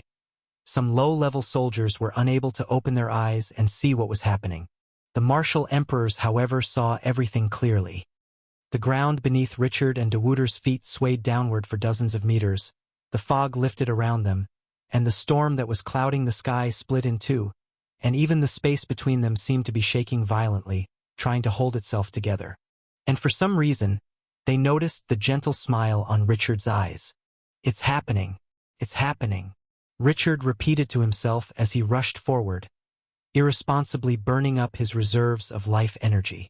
The life energy he extracted from the 50 million giants was fading like crazy. After all, this was not life energy extracted from emperors, but most of it from ordinary mortals, nor was it life energy still carefully stored in their veins. It was merely life energy extracted from dead beings, something that should not exist in nature. The thing that prevents this energy from disappearing completely is that Richard traps it and prevents it from spreading. The second is that life energy is somewhat different from natural energy, as it is much thicker and does not merge with it until some time passes. They are somewhat like oil and water, and this is one of the reasons that helps Richard keep it by his side. But the life energy that Richard collected still undoubtedly tends to leave him. It is always and forever seeking to disintegrate and return to the planet again to begin a new cycle, and now is its chance. Whether when Richard consumed it to heal Peon, or when he decided to consume it now to push his limits to new levels, the life energy he had gathered seemed to become conscious and began to rush to burn first. With every passing second, the life energy of thousands of people were burnt. It is true that Dewuder has used up most of his life's energy, but Richard is also about to use up his reserve. However, Richard was smiling as he saw the face of old Dewuder approaching him angrily. In less than a second, everything will be decided, death or victory, joining his mother or achieving revenge. Everything is in his hands now, and no one can stop him now. This power! The rest of the emperors and soldiers were terrified when they felt the pressure in the air. The two's fists haven't touched yet, but they are already reshaping the place. Is this what it means to be a true powerhouse? Some of the soldiers thought in silence, but they quickly panicked.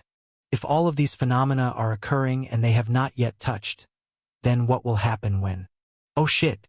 One of the human emperors quickly turned around, and lightning bolts appeared on his body, increasing his speed to the maximum and quickly leaving this place. But even a lightning path emperor wasn't fast enough. Boom! Ah!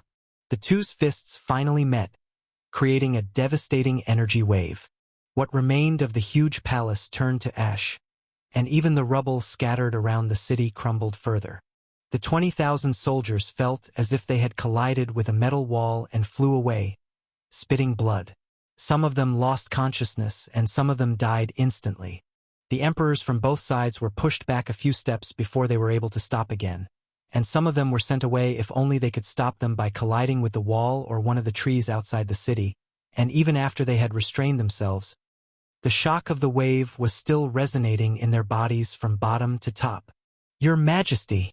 Richard, are you okay?" As an involuntary reaction, everyone cried and began searching for the bodies of Richard and de Wouter. They looked and sent their soul senses throughout the city except at the site of the collision because, in their point of view, it was impossible for the two to remain standing in their place after this massive explosion. Everyone knew that the fight was decided without a doubt, and even if one of them was not defeated immediately, at least they both lost an arm now, no, perhaps even more.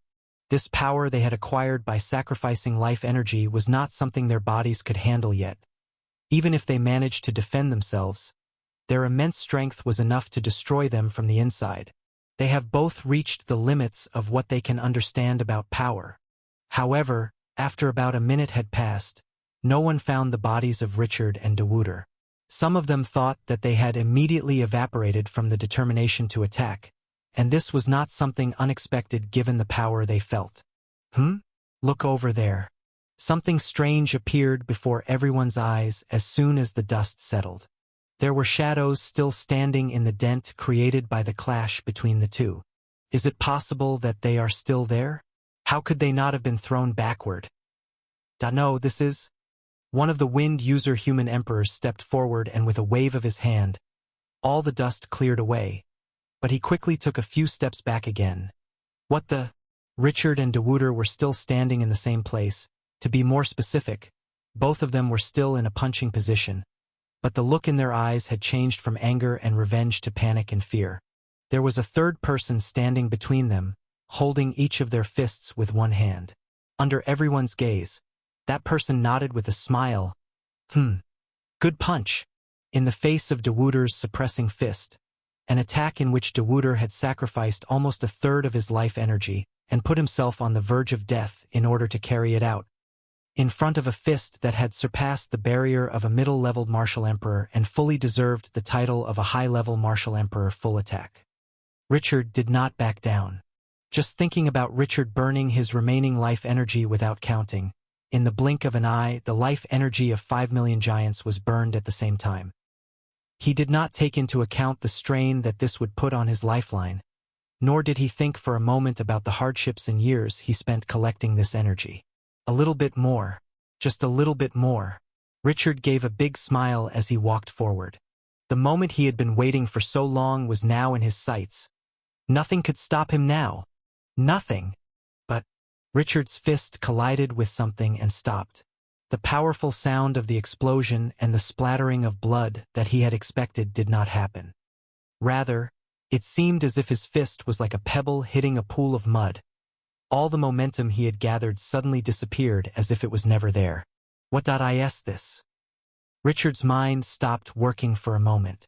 He saw a large palm blocking his fist. This palm belonged to a Nahari giant. Did de Wouter repel his attack so simply? Is de Wouter even that strong? But by stopping it so suddenly, why didn't the shockwaves kill him? He was the most knowledgeable of people about the extent of the power he had amassed. How could he be stopped at all? And it happened with a palm made of flesh and blood. Richard weakly raised his eyes to look into de Wouter's eyes one last time, not to struggle or find solutions, but to curse him once or twice. He knew it was over. Whoever could stop this attack could kill him like with a spit. Heh! I failed then. It's all right, at least I'll join my mother. I wonder if my father can get revenge on this monster. Who am I fooling? Of course he can. He is Robin Burton. Dada? When Richard raised his eyes, he did not see what he was waiting for. He did not see the old face of old de Wouter looking at him with hatred and a victorious smile, nor did he see death approaching. Rather, he saw another giant looking at him from the side of his eye, smiling. That giant has long, thick hair with blue strands. His face is clean-shaven, and his features are sharp and strong. He appears to be in his early 30s. His body is full of muscles, but they are not huge and explosive like Dewuder, but rather symmetrical muscles that add to his beauty and prestige, so eloquent that they seem as if they were drawn with a pen. This is the first time Richard has seen this kind of muscular coordination on a giant, and what is strange is that he is even taller than Dewuder. His body is full of muscles, but they are not huge and explosive like Dewuder, but rather symmetrical muscles that add to his beauty and prestige, so eloquent that they seem as if they were drawn with a pen. This is the first time Richard has seen this kind of muscular coordination on a giant, and what is strange is that he is even taller than Dewuder. Haha, my arm feels numb. That was a good punch for a little cub who is barely 50. That giant finally opened his mouth and laughed in Richard's face with a pure smile, then looked to his right at Dewuder, with his brows furrowed slightly as if he were about to rebuke a student. I don't want to be the bringer of bad news here, but I tested your fist in his. If I hadn't shown up, he would have blown your arm and lower jaw off with this attack. You have to be more careful in choosing your opponents. Little brother, this is not good for your health. After these words, the giant relaxed his palms and then gently pushed the two fists back. This gentle push was enough to throw Richard and Dewuder backward more than 20 meters. Putting aside Saladar's screams, a deep silence descended on the place again. Everyone who had some time left turned their attention to this new intruder. The human emperors for the first time felt terrified.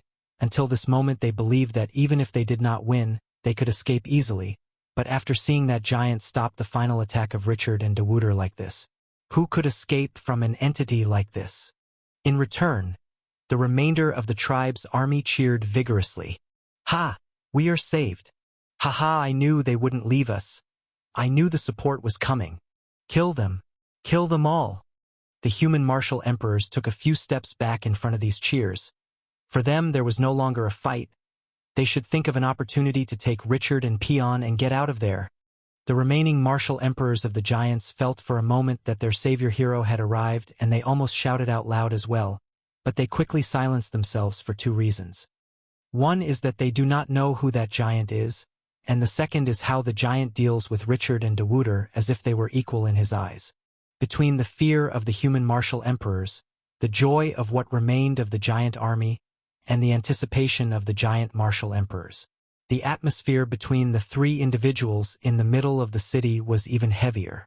Dewuder fell on his back and could no longer stand. The dark red glow around him disappeared and his aura became like that of a mortal.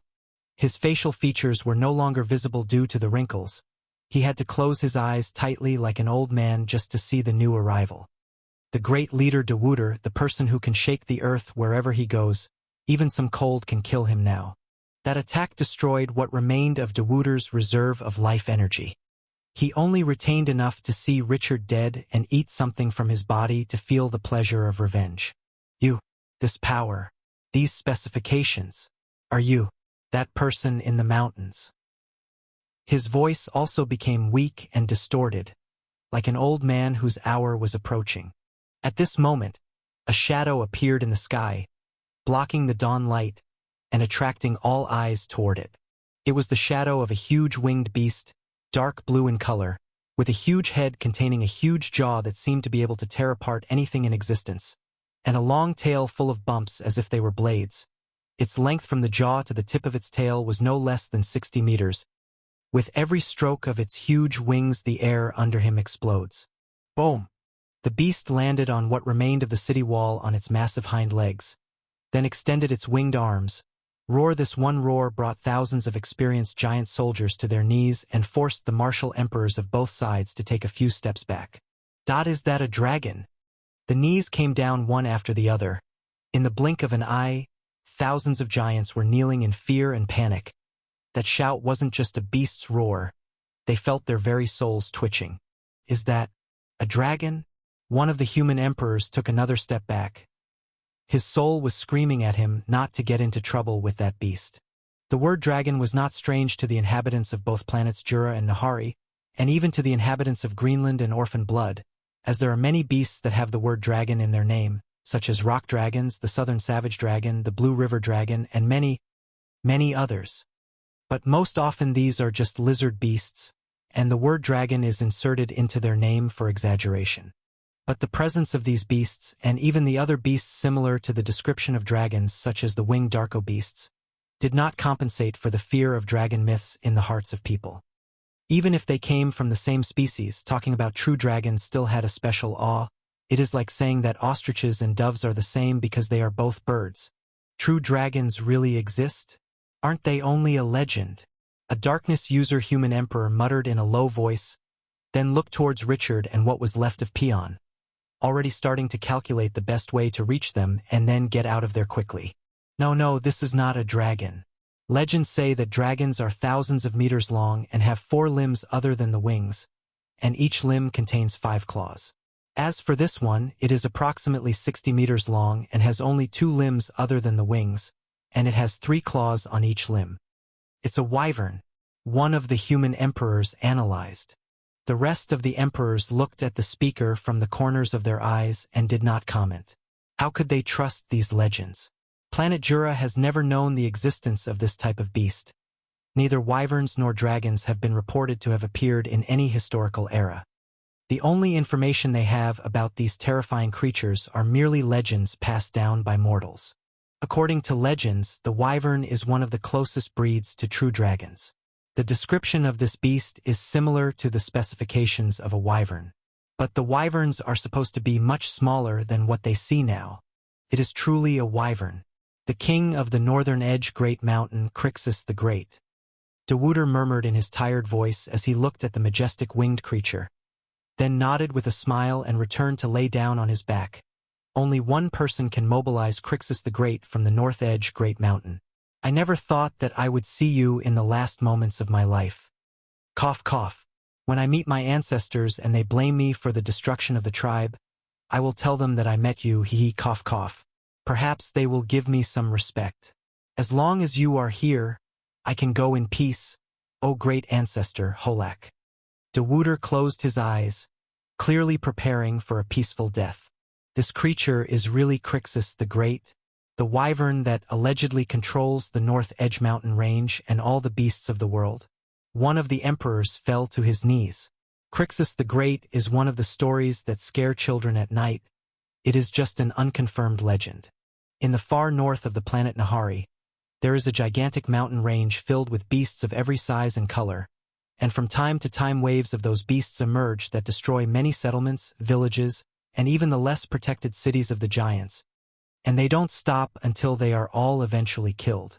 The dangers in those mountains are no less than the border between the 5 regions, but what is different in the North Mountain Range is that the dangers increase gradually and strictly as you go deeper inside, as if it were a game or a ground prepared for brutal training. It is said that as the number of beasts increases to a certain limit, the king of these beasts would give a deadly shout to send a large number out to start the waves. So the 12 tribes make preemptive strikes and kill those beasts before the waves start, and at the same time, it is a good opportunity to use the North Edge Mountain Range to train their offspring. And so it became that the deeper you go into the mountain ranges and kill more beasts, the more respect you gain. And it is not only respect that they gain. For some reason, the Northern Edge Mountain Range is full of treasures that are not found anywhere else.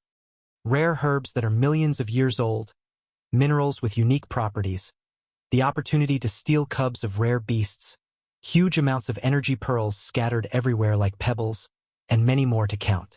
This dangerous but rewarding method of training was one of the most important reasons that enabled the northern tribes to confront and eventually kill the Second Heaven's Chosen.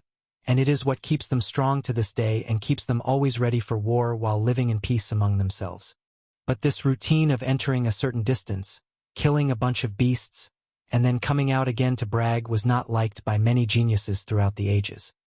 Living in peace, starting a nice family, and then competing with other tribes in politics was not something everyone understood and wanted. What is the point of pursuing power if this was the end result? So large numbers of young giants every year set their sights on the Northern Edge Mountain Range and go to register their names with their tribes that they wish to migrate to the Northern Mountain Range. Yes, migration. Some of them gave the reason for moving to live on the outskirts of the mountain range as they wanted to kill more beasts in order to protect everyone. Some said that by living in this dangerous way they would understand the world faster and achieve breakthroughs that would benefit people. Some simply said that they wanted to get rich quickly by collecting more treasures. These reasons are logical and considered strong motivations, but they are not everything. Everyone knew the main reason, the thirst for blood. Everyone who decides to head to the northern mountain ranges is obsessed with murder, and everyone who decides to penetrate further inside alone is a madman whose heart is blinded by the thirst for blood. This has gone beyond the stage of greed. This is like someone telling a mortal to jump off a mountain and he will give him some wealth. What use will wealth do if he is dead? If that mortal actually jumped, it would be because he is a suicidal maniac. Indeed, in every joint campaign launched by the 12 tribes on the threshold of the mountain ranges, each tribe searches for its immigrant, and they find the remains of the bones of their offspring in the waste of one of the beasts or traces of their blue blood inside the caves. Every year hundreds, or even thousands, of giants die in this way until the 12 tribes decided to ignore their existence and stopped searching for them and collecting their remains. Everyone's outlook changed towards them, from adventurers who did not fear death to weightless suicides. That was until that incident occurred 7,000 years ago. It was then that the Lord of the North Edge Mountain Range decided to personally go out to annihilate the giants of the north. The Northern Edge Mountain Range is too huge, its size equivalent to the total area of several planets the size of Jura. However, there is one mountain located at the northernmost point, and yet it can be seen from the borders of the mountain range, and it can even be seen clearly from space. The Great North End Mountain. How high is this mountain? No one dared to guess a number. Naturally, all the brave and adventurous people set this mountain in their sights. It was the compass when they were lost, the drive when they felt weak. Yet no one ever reached that mountain, they did not even come close. That mountain is the heart of the Northern Mountain Range. Reaching it means crossing an area of multiple planets where every breathing thing tries to kill you. Even entering a few kilometers within the borders of the Northern Mountain Range is considered suicide, so what about moving towards the mountain? There is another reason. It is said that the Lord of the Northern Mountain Range, the monster at the top of the food chain on planet Nahari, owns that mountain. Crixus the Great. No one knows the age of this majestic creature, but it comes out every now and then and leads a beast wave himself to kill as many intelligent creatures as possible before returning to the mountain again. This is a normal thing for a beast, but what is unusual is that the first attack in which its presence was recorded 420,000 years ago. That is, approximately during the era of the first heavens chosen.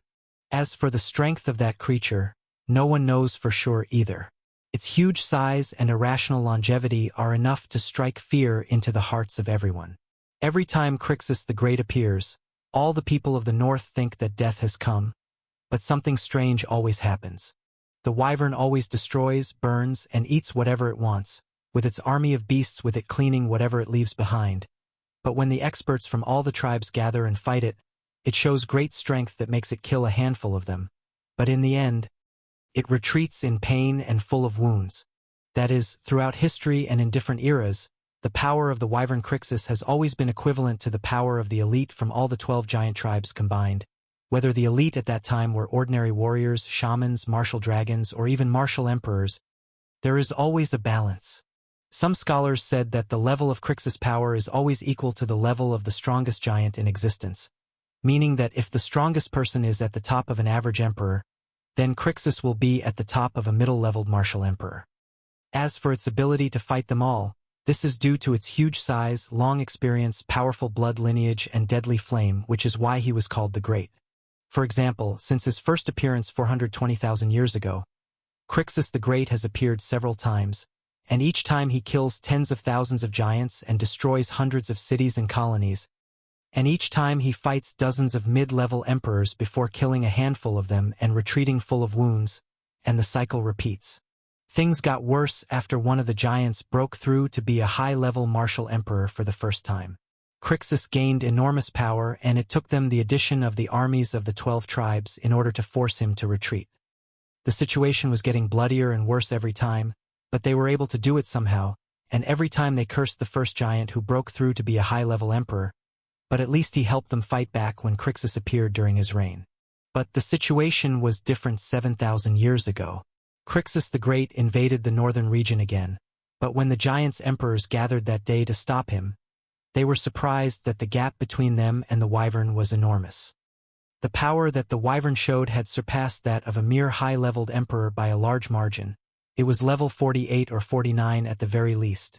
On that day, neither the numbers of the emperors nor the divine equipment were of any use. Everything was shattered in front of Crixus's massive body and his unstoppable flames.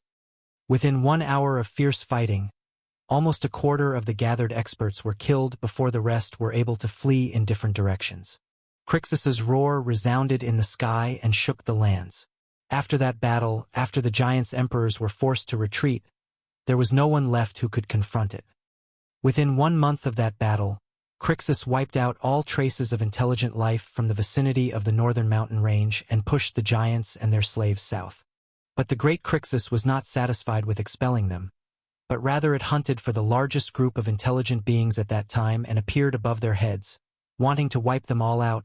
Everyone thought at that time that the north was over, that it will all belong to the beasts from now on. Until that man appeared. He appeared to be an ordinary male of the Nahari giant race. He had long, thick hair with blue streaks, and no hair on his face other than his eyebrows. Other than his strong presence, there did not seem to be anything special about him. That giant laughed out loud as soon as he appeared and said the first and last recorded sentence about him. The greatest and craziest thing that could be said. "Ha ha! You really made me work to reach you. Today I will ride you." Crixus roared angrily at this insult and a massive battle actually began. Unexpectedly, the crazy giant did not die immediately. The battle continued for a few hours, during which most of the giants who were trying to escape were killed by the shock waves and stray attacks. They tried hard to beg that crazy giant to drag the wyvern away, but it seemed as if he did not hear them at all. After more than 9 hours of continuous fighting, Crixus roared again, but this time in pain. Then he turned around and beat his wings, speeding towards the north. That crazy giant laughed loudly and jumped after him as well. This was the last time the two were seen. Some of those present that day decided to build a statue of that giant and venerate him as a savior and hero, and some cursed him and said that that giant was the one who achieved a breakthrough and caused an increase in the power of the wyvern, and therefore repairing the damage he caused was only right. But whether the reverence or cursing, it didn't reach that giant, and it did not continue for long either. There is a habit among all intelligent creatures, which is that if a calamity befalls them, they do not talk about anything else, but after which they get busy with their lives again and gradually forget, no matter how great that calamity is. 7,000 years of generational succession were enough to erase that incident from the public's minds, especially since the large beast waves had completely stopped.